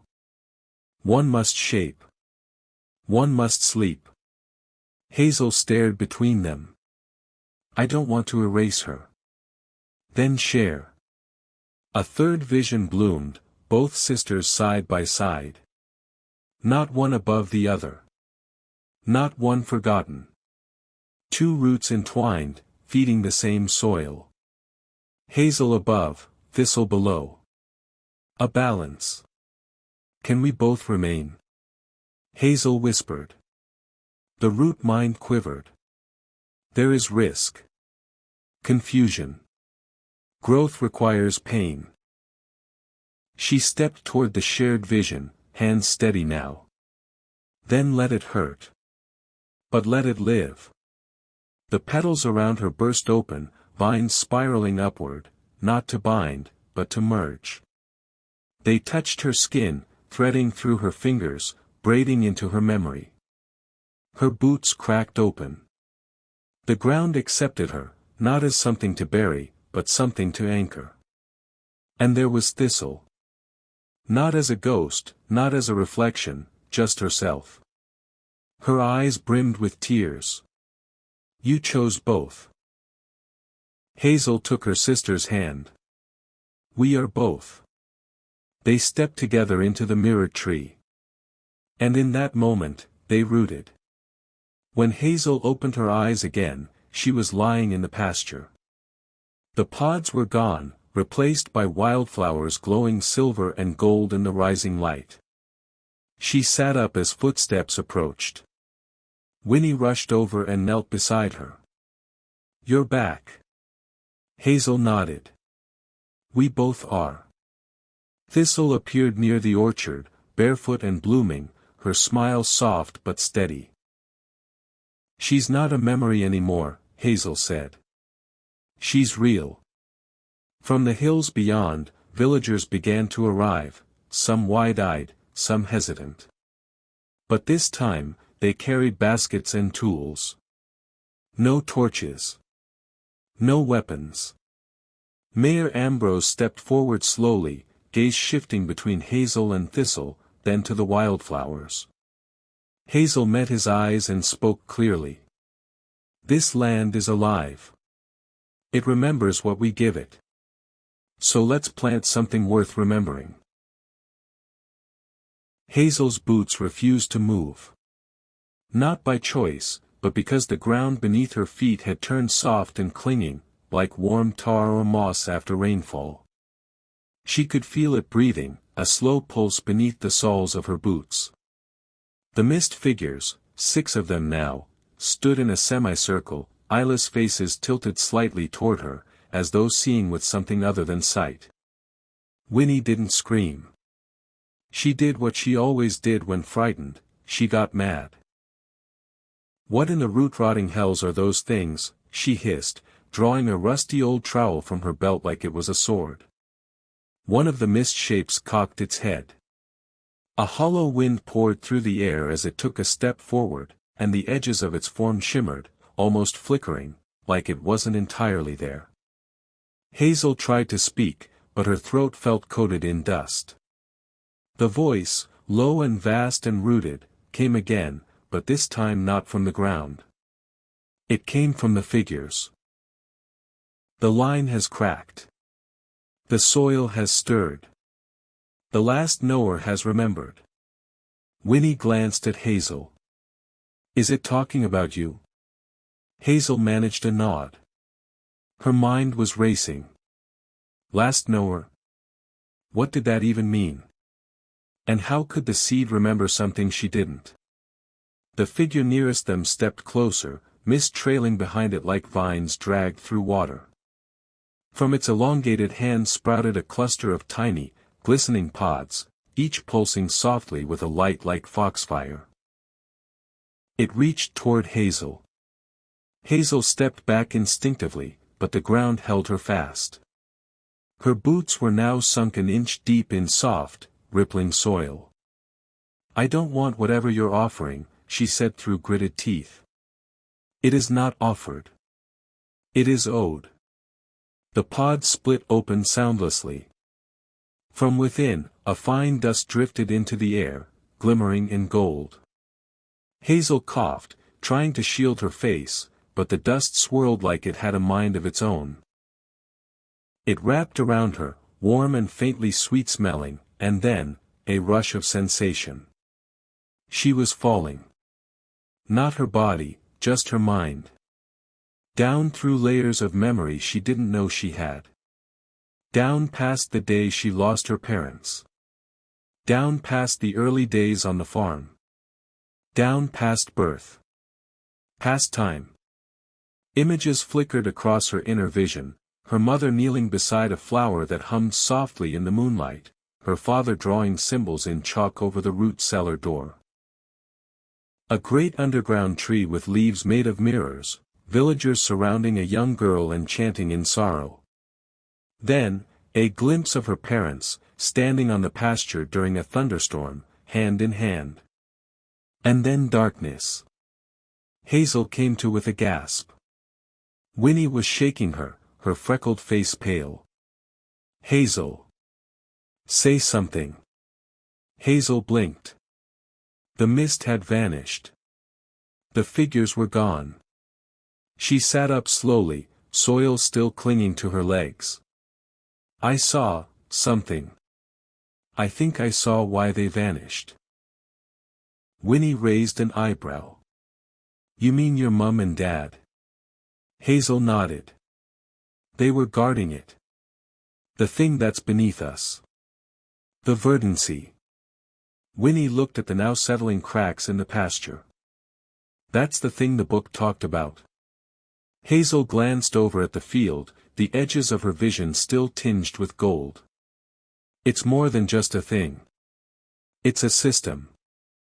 A sleeping rootwork. It doesn't want to hurt anything, it wants to grow. But if it grows without a guide, it becomes a weed, Winnie finished. Hazel met her eyes. Exactly.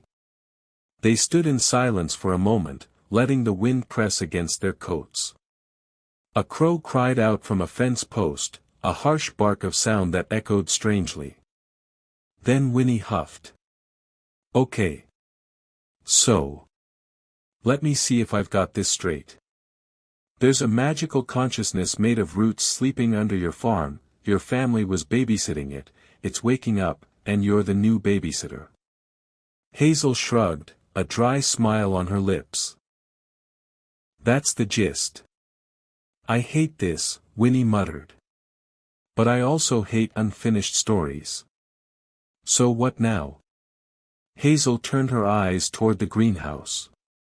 We go back into the cellar. There's more in that book. Something we missed. They spent the rest of the afternoon in the cellar, lantern light casting long shadows along the walls. Hazel flipped through page after page of detailed diagrams, annotations, and pressed plants.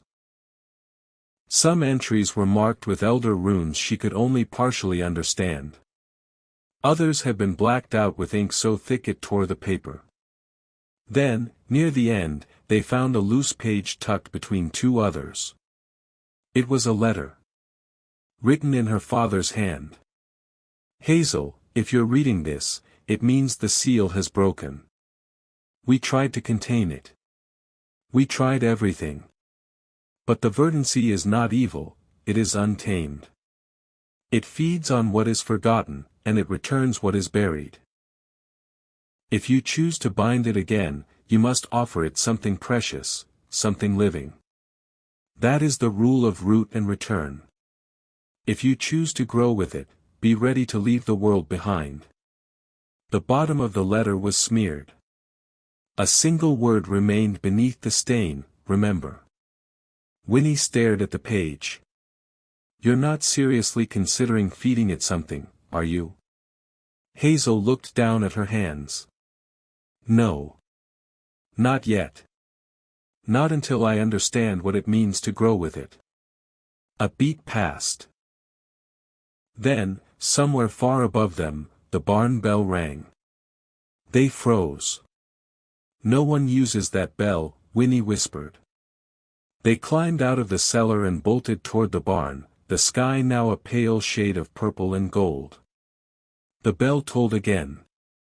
This time, it stopped mid-ring, like someone had seized the rope. Hazel flung open the barn door. Inside stood the man in the green coat. Only this time, he wasn't alone. Behind him stood a girl, her age, maybe younger. Her hair was dark as night and tangled with burrs. Her eyes were too wide. And they glowed with the same gold dust Hazel had breathed earlier. The man smiled. Ah, he said. Now the garden has 2 seeds. The wind over Winderfield always sounded like it was remembering something. It whistled through the hills in long, thoughtful sighs, and when it passed over the old farm on the edge of the Briarthorn Valley, it made the shingles creak like knees bending after a long sleep. Winderfield Farm had stood for centuries, its stone walls pocked with lichen and ivy, its barns slanted like tired shoulders. It had belonged to the same family for generations, the Elderwoods.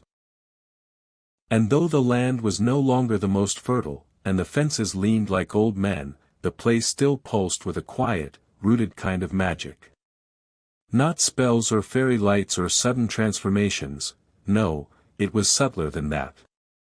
The kind of magic that held the past close and the future far. 13-year-old Hazel Elderwood, the last of the Elderwoods, had never left the valley. Her hair was the color of barley in late summer, her eyes a stormy green, and her boots were always muddy. Since her parents vanished 5 years ago, gone without trace during a thunderstorm that cracked the sky like an egg, Hazel had run the farm alone.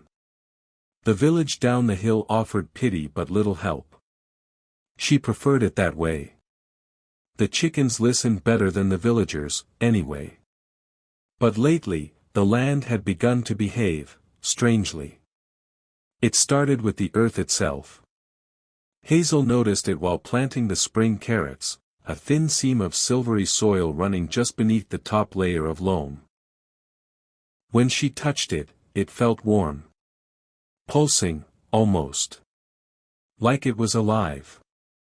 She told herself it was just minerals, maybe some odd river deposit. But that night, she dreamt of roots that grew backwards, spiraling upward into the sky. The next day, her favorite cow, Beryl, began refusing to graze near the lower pasture. Her hooves scuffed at the dirt nervously, and her great brown eyes tracked invisible things. Chickens scattered at shadows. Even the bees avoided the orchard. Hazel told herself she was imagining it. But the barn doors creaked open at night, even when latched. And the weather vane spun when there was no wind. One morning, as she stepped outside with a pail of goat milk, she found a stranger standing in her field. He was tall, lean, and dressed in a deep green coat with buttons shaped like pressed leaves. His boots were polished. Too polished for anyone who'd walked the muddy path up from the village. Hazel raised her pail like a weapon. "You're trespassing." The man smiled, but it wasn't a friendly one. It was the kind of smile you give someone you already know too much about. "Hazel Elderwood," he said, as though testing the taste of her name. You've been busy. I asked you a question, Hazel snapped. Who are you? An interested party, he said. I'm looking for something that may have surfaced. Here. On your land. Hazel narrowed her eyes. I don't sell to strangers. He laughed, softly, like wind in reeds. You misunderstand me. I don't want to buy anything. I'm here for what's already been disturbed. You felt it, haven't you? The pulse beneath the soil. Hazel said nothing. The man's eyes glinted. That's unfortunate. He turned, gave her a half bow, and walked away. Not toward the path, but straight into the orchard. The moment he passed beneath the gnarled apple trees, he vanished. Just, blinked out of existence. Hazel didn't sleep that night. Instead, she took her oil lantern and a spade and went out to the seam of silver soil. Digging, she uncovered more of it, thin strands that crisscrossed like veins beneath the ground. They glimmered in the lantern light, and as she touched one, the warmth spread through her fingers and up her arm. Suddenly, a voice, not quite a voice, more like a thought, whispered inside her head. It has begun again. She stumbled back, nearly dropping the lantern. The silver veins beneath the soil shimmered once and then faded, like something holding its breath. The next morning brought more than mist and worry. Down the hill, in the village of Mosswick, old Mayor Ambrose appeared at Hazel's door. He hadn't been up the farm road since her parents vanished, and even now he looked like he regretted the climb. His walking stick was carved with owl feathers, and his beard trailed into his coat like moss. We need to talk, he said grimly. Hazel let him in. He didn't sit, just stood by the hearth and stared at the cold embers. It's happening again, he said finally. We hoped it wouldn't. We buried it deep, long before your time. Hazel frowned. Buried what? Ambrose turned to her. His eyes were very old. The thing that sleeps beneath Winderfield. Hazel's mouth went dry. You mean the silver soil? No, said Ambrose. I mean what's growing from it. He explained then, slowly, painfully, the secret history of the farm. How the Elderwoods had once been caretakers of something ancient. How the land had been seeded with magic not from this world but from underneath it. Something older than time, or maybe born just after. It feeds on silence, Hazel. On being forgotten. That's why we never told you. Why your parents never told you. Hazel stared at him. What happened to them? Ambrose looked away. She knew, then, that he already knew the answer. Before he left, he handed her a key, long, iron, and cold as frost.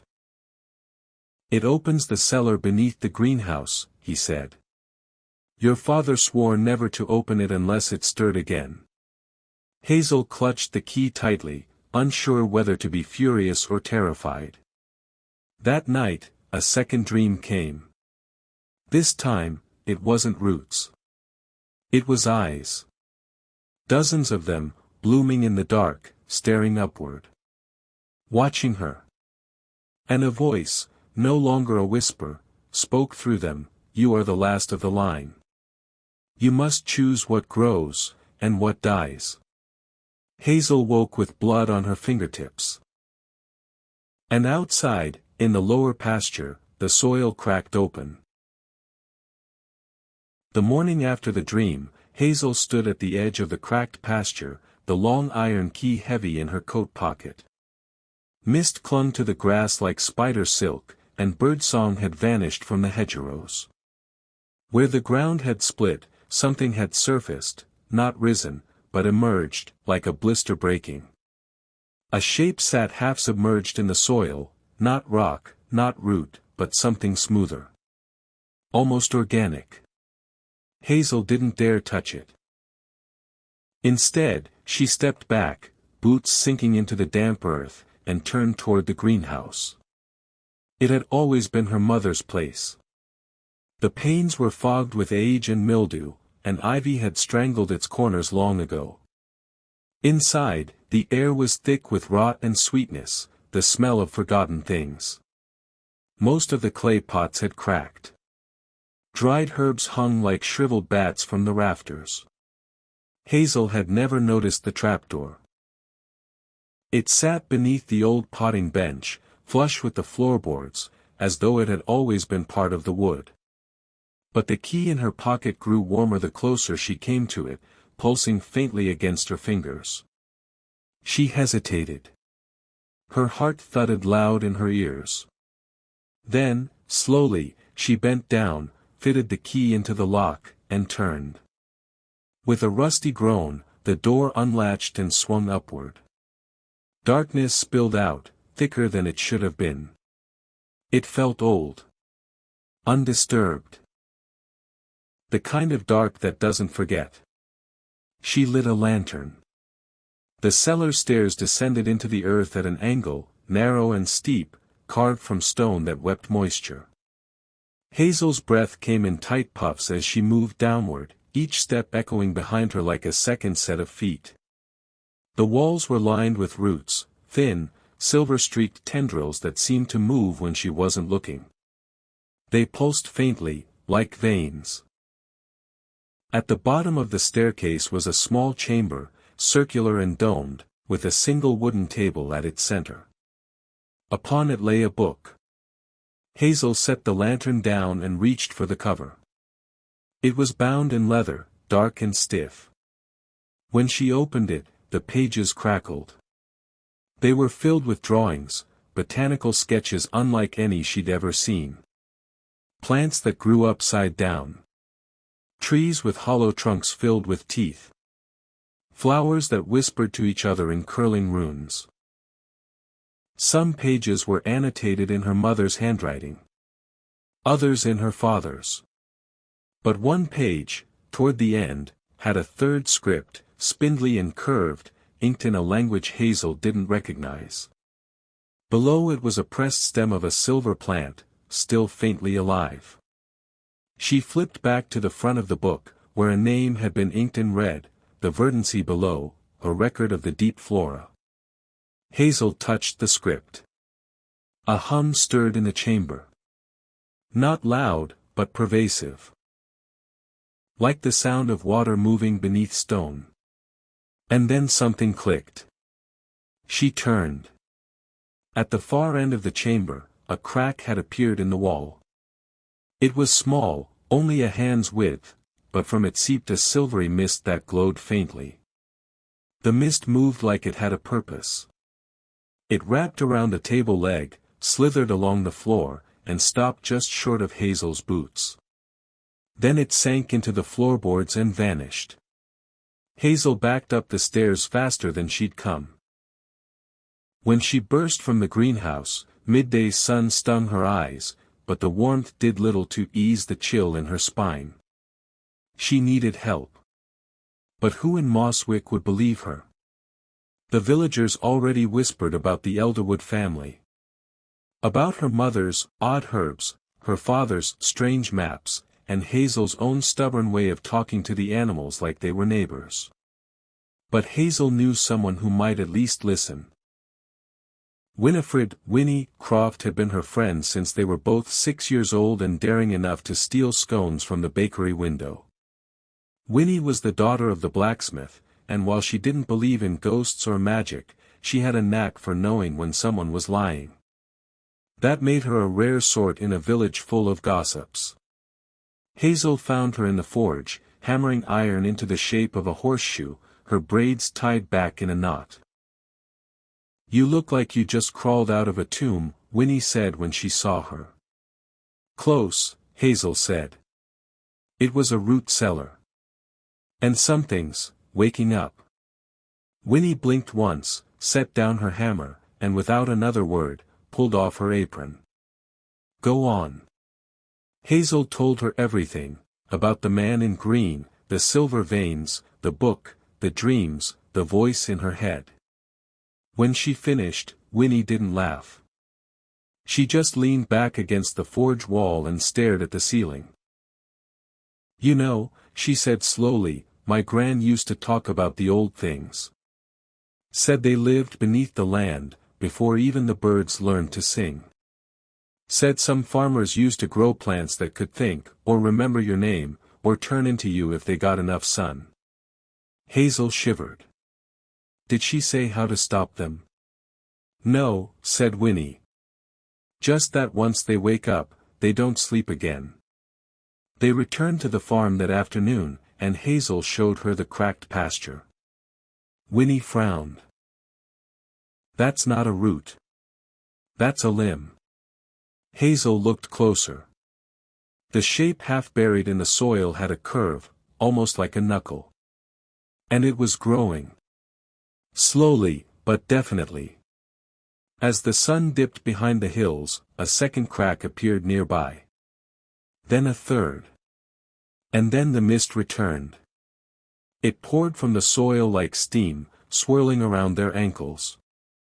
But this time, it didn't stop.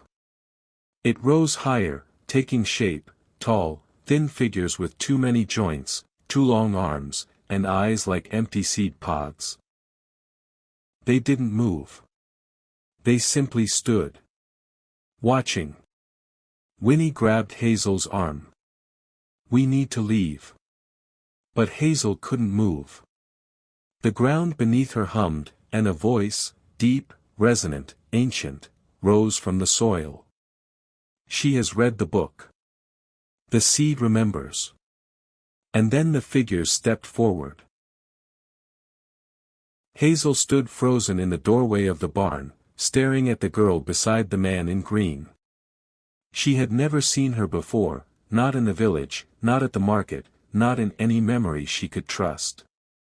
And yet, something about the girl tugged at Hazel's chest like a half-forgotten song. Her presence felt like déjà vu, wrong and familiar all at once. The girl's eyes shimmered like golden sap. She blinked once. Then again, slowly, like she was adjusting to a new kind of light. She looked at Hazel as if she recognized her. Winnie stepped forward. "Who the blistering hells is this?" The man in green ran his fingers down the girl's tangled hair like a gardener admiring a prize bloom. "This," he said with theatrical flourish, "is your sister." Hazel's heart dropped. "I don't have a sister," she said, her voice tight. The man tilted his head. "You had a twin. Your mother only ever named one." Winnie scoffed. "That's impossible." "Is it?" the man said with a sly smile.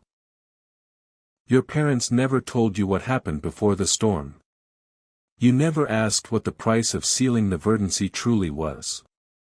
Hazel stared at the girl. There was a resemblance, barely. The slope of her nose. The dimple in her chin. But the girl was off. Pale in the way mushrooms are pale. Too quiet. Her body moved like a marionette's, natural and unnatural at once. The girl stepped forward. Her voice, when it came, was whispery but clear. "I remember you, Hazel." Hazel's knees buckled slightly. "I remember the crib. I remember Mother's lullabies and the smell of sweet grass on her coat. I remember the cellar. The light through the cracks." Winnie looked at Hazel in disbelief. "She's making this up." The girl's eyes flicked to Winnie. "You don't know the soil. You don't hear it breathing." Hazel swallowed. "What are you?" The man in green smiled wider. "She's what was taken. What the roots kept. You see, your parents sealed the verdancy with a bond. A living one. Your sister became its first tendril. She grew down, while you grew up." Hazel felt cold all over. The girl, her sister, tilted her head. They called me Thistle. The name struck Hazel like a thrown stone. A name her mother had muttered once in her sleep. A name she thought was part of a dream. A word that made her stomach ache for reasons she couldn't place. Hazel backed away. Why bring her now? Because the seal is broken, the man said. The verdancy remembers both its seeds. But it cannot choose. Only you can. One must root, and one must rise. What does that mean? Winnie snapped. The man ignored her. Choose carefully, Hazel Elderwood. The verdancy will not wait long. And with that, he turned. Thistle hesitated a moment longer. Her golden eyes met Hazel's. Then she followed him into the mist that had begun seeping once again from the cracks beneath the barn walls. They vanished. Hazel stood in the silence afterward, hands clenched. Winnie moved to her side. That wasn't a girl. That was a plant. Or a puppet. Or some trick. I don't think so, Hazel murmured. You're not seriously considering, Hazel cut her off. Winnie. What if it's true? What if my parents gave her up? What if I had a sister all this time, buried underneath this place? Winnie grabbed her by the shoulders. What if it's lying? What if this is how it grows, by planting lies and letting them fester? Hazel looked toward the barn floor. The cracks were spreading. That night, Hazel couldn't sleep. She sat in the farmhouse kitchen, lantern casting golden pools across the table, the book open in front of her. She reread the letter from her father. Something living. A price. She remembered the vision in the mist, the mirrored tree. She hadn't understood it then, but now it came back with painful clarity. There had been two reflections in those leaves. Hers, and another's. She was still staring at the book when Winnie stormed back in from the barn with a wild look in her eyes. They're growing, Hazel. Hazel stood. What? In the lower pasture. Dozens of them. Pods. Like eggs. With eyes. Hazel grabbed her coat and followed Winnie into the dark. The pasture glowed faintly in the moonlight. And there, nestled in the cracked earth, were the pods. Dozens of them, each the size of a cabbage, veined with silver and pulsing softly. They twitched as they passed. One cracked open as Hazel approached, revealing a tiny, root-like creature with hollow eyes and limbs like twigs. It blinked and made a chirping sound, then burrowed back into the soil. Winnie stepped back. This is bad. Hazel crouched, staring into the open pod. What if they're not monsters, she whispered. What else could they be? New life, Hazel said. Unshaped. Like seedlings. What if the verdancy isn't trying to destroy the farm? What if it's trying to replace it? Winnie crossed her arms. You said it needed a guide. Someone to show it how to grow. That girl isn't it? I don't think she knows how, Hazel replied. She's been underground her whole life. Winnie's voice was sharp. Then don't let her take your place. Hazel looked toward the horizon. The sky was beginning to shift with that strange, pre-dawn blue. We have to find her again, she said. Before the verdancy chooses for us. But how? Hazel took a deep breath. We go where it all started. Deeper into the cellar. Back in the greenhouse, Hazel touched the wall where the crack had appeared earlier. Now it was a door.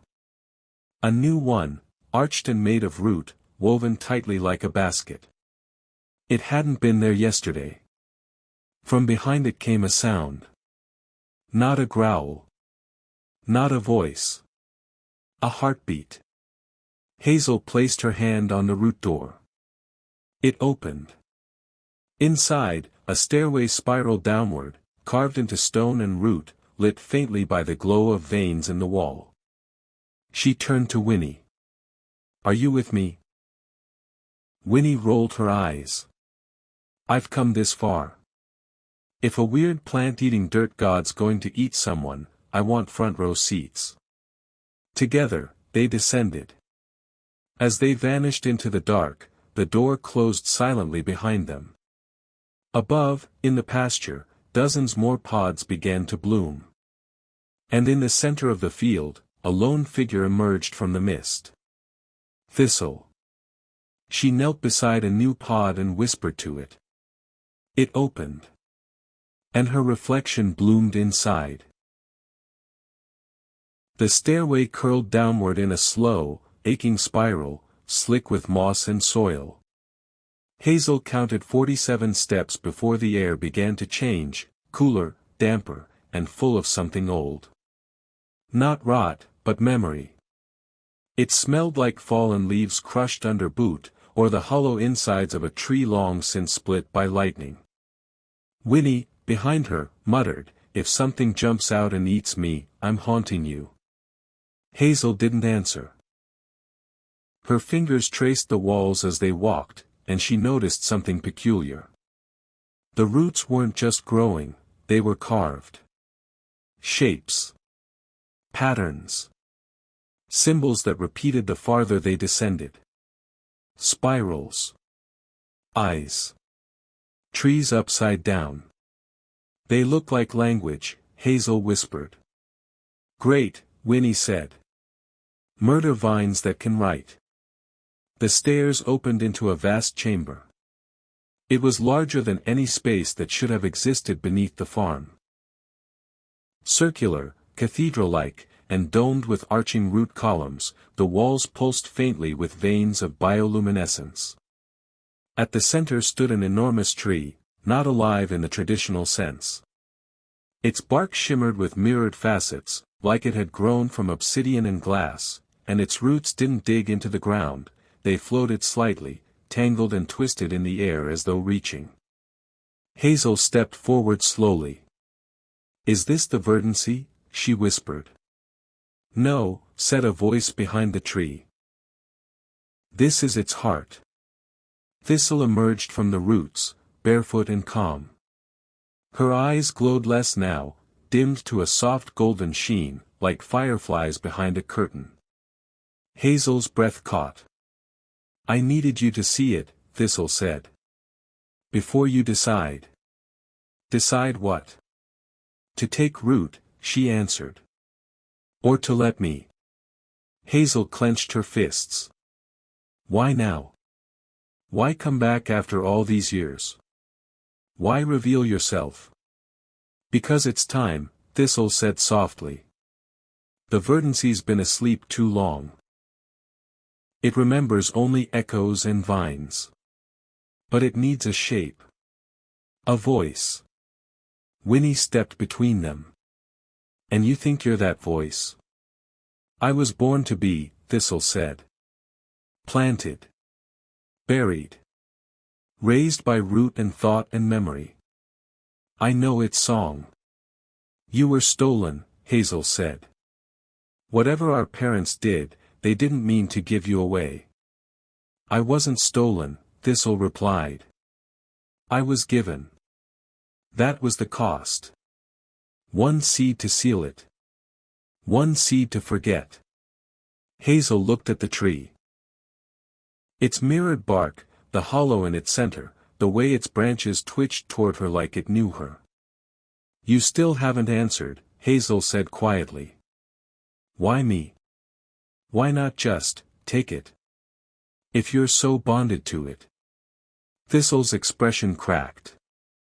For a moment, she looked like a frightened child. "Because it won't listen to me anymore." The roots above them stirred at her words. "It wants you," Thistle continued. "You, who was not planted. Who lived? Who carried the elderwood line forward? You're the part of the seed it missed. Hazel's voice trembled. So what happens if I say no? Thistle stepped closer. Then the verdancy grows without you. Wild. Unbound.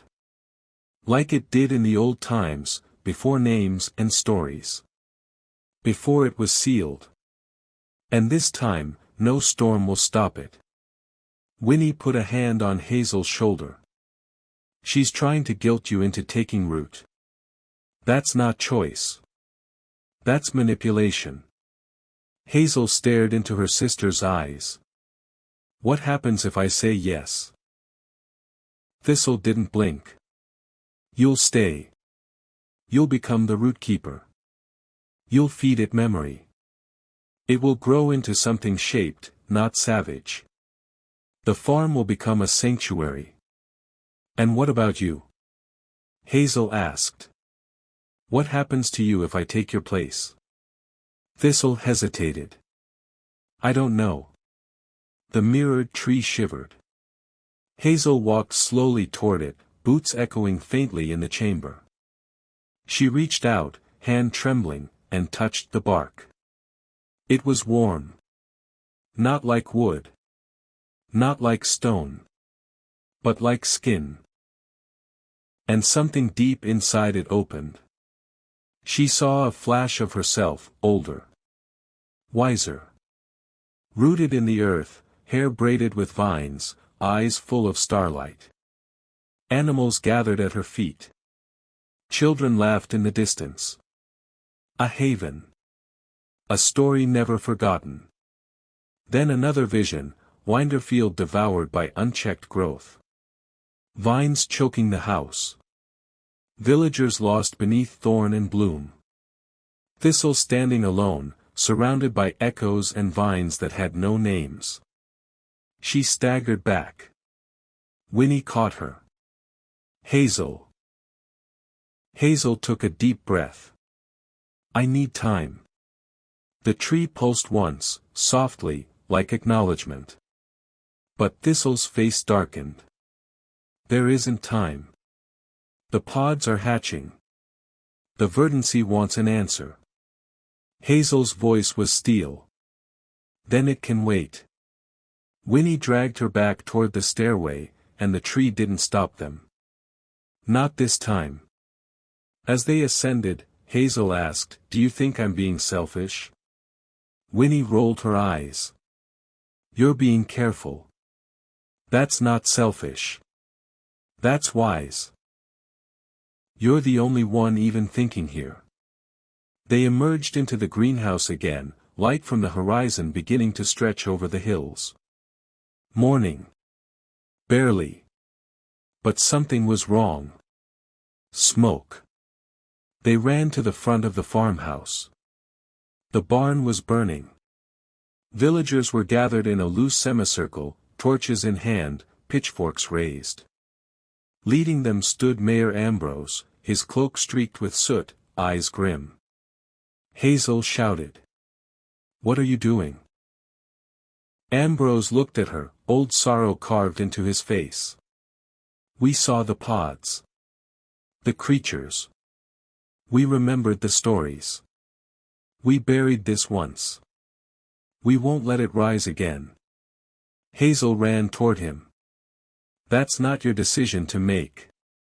It is, he said. When it threatens everyone. Behind her, the pasture glowed faintly. More pods were emerging from the earth. Not monstrous. Not dangerous. Just, new. Hazel turned to face the villagers. This land is alive, she said. But it's not a monster. It's a mirror. What you give it, it grows. Ambrose raised his torch. And what if what we've given it is fear? Hazel looked toward the smoke. Toward the rising sun. Toward the mirrored tree in her mind. She didn't have an answer. Not yet. But she knew she didn't have much time left. The fire had reduced the barn to a smoldering skeleton by sunrise.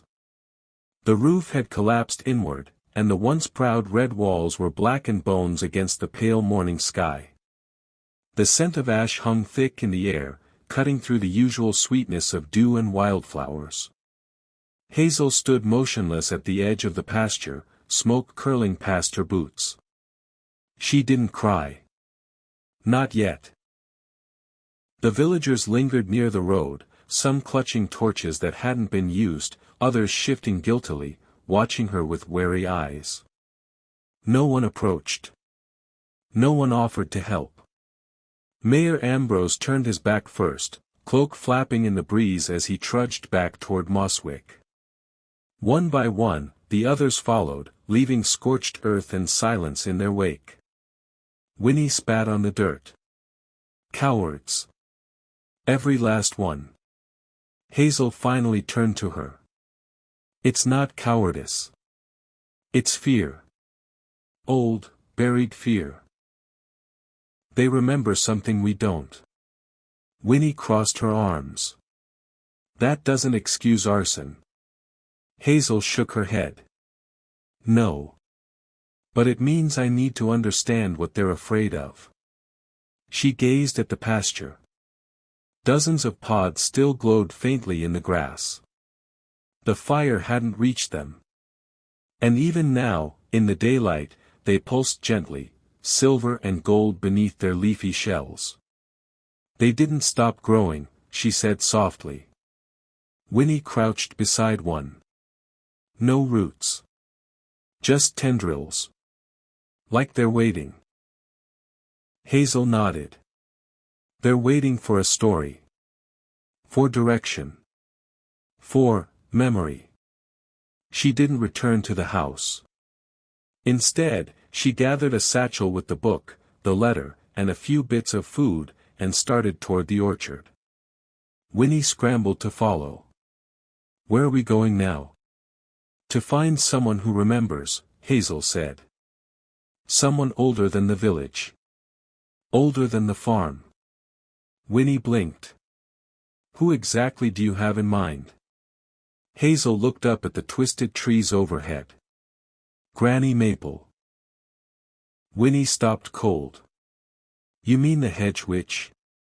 She's not a witch, Hazel said. She's a botanist. A weaver of truths, my mother called her. She lives in a tree trunk, drinks tea from mushrooms, and talks to crows, Winnie said flatly. That's witchy enough. But she followed anyway. The orchard was silent save for the soft crunch of grass underfoot. Crows flitted from branch to branch, watching like sentinels. Hazel remembered the stories. Granny Maple had once been the caretaker of Winderfield long before the Elderwoods. She'd been part of the pact, some said. Others claimed she was the Verdancy, given shape to whisper and wander and vanish when she pleased. They found her home past the orchard's edge, half sunken into a hill and ringed with blue mushrooms and tall red grass that glowed slightly in shadow. The door was open.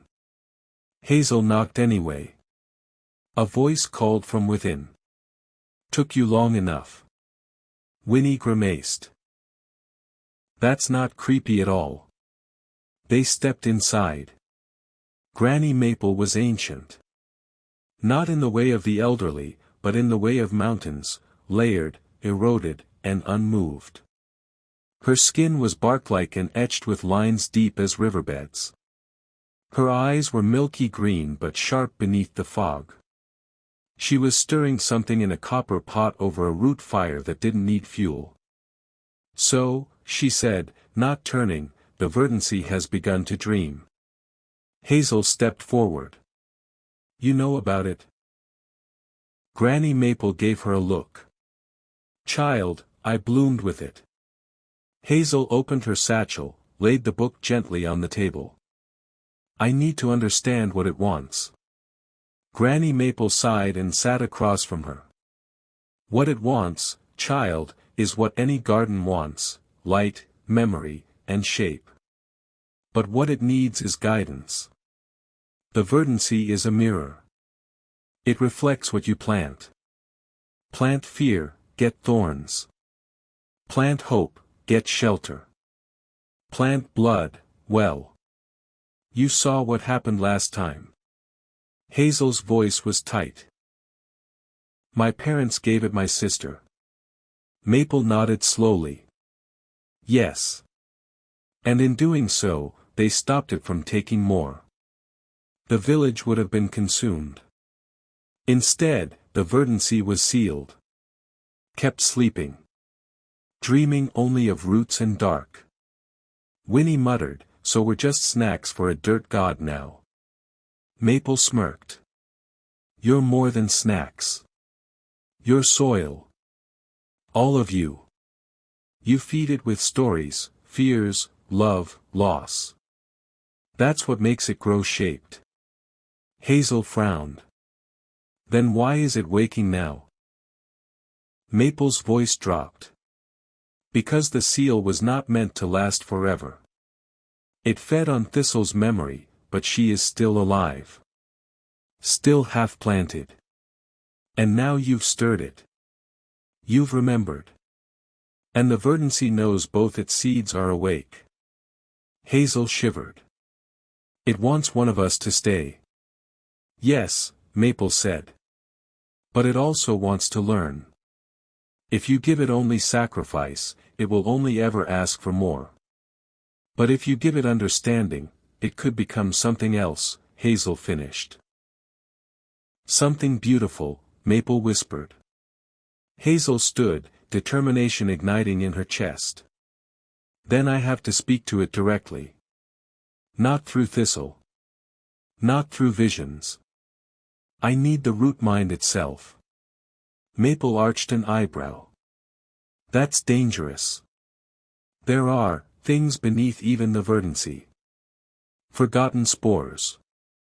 Fungal minds. The root mind connects all memory, but it takes as much as it gives. I'll give it what I know, Hazel said. But I won't be used. Not like my parents. Winnie touched her arm. We go together. Maple handed Hazel a small vial. Inside swirled golden spores.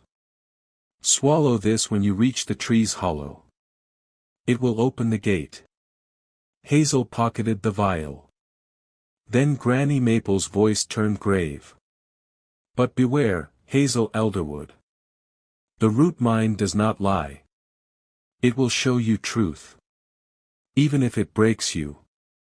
They left the cottage just before dusk, crows trailing them like leaves in the wind. As they returned to the cracked pasture, they saw that the pods had changed. They were listening. Their tendrils turned as Hazel passed, following her. At the center of the field, a new figure stood.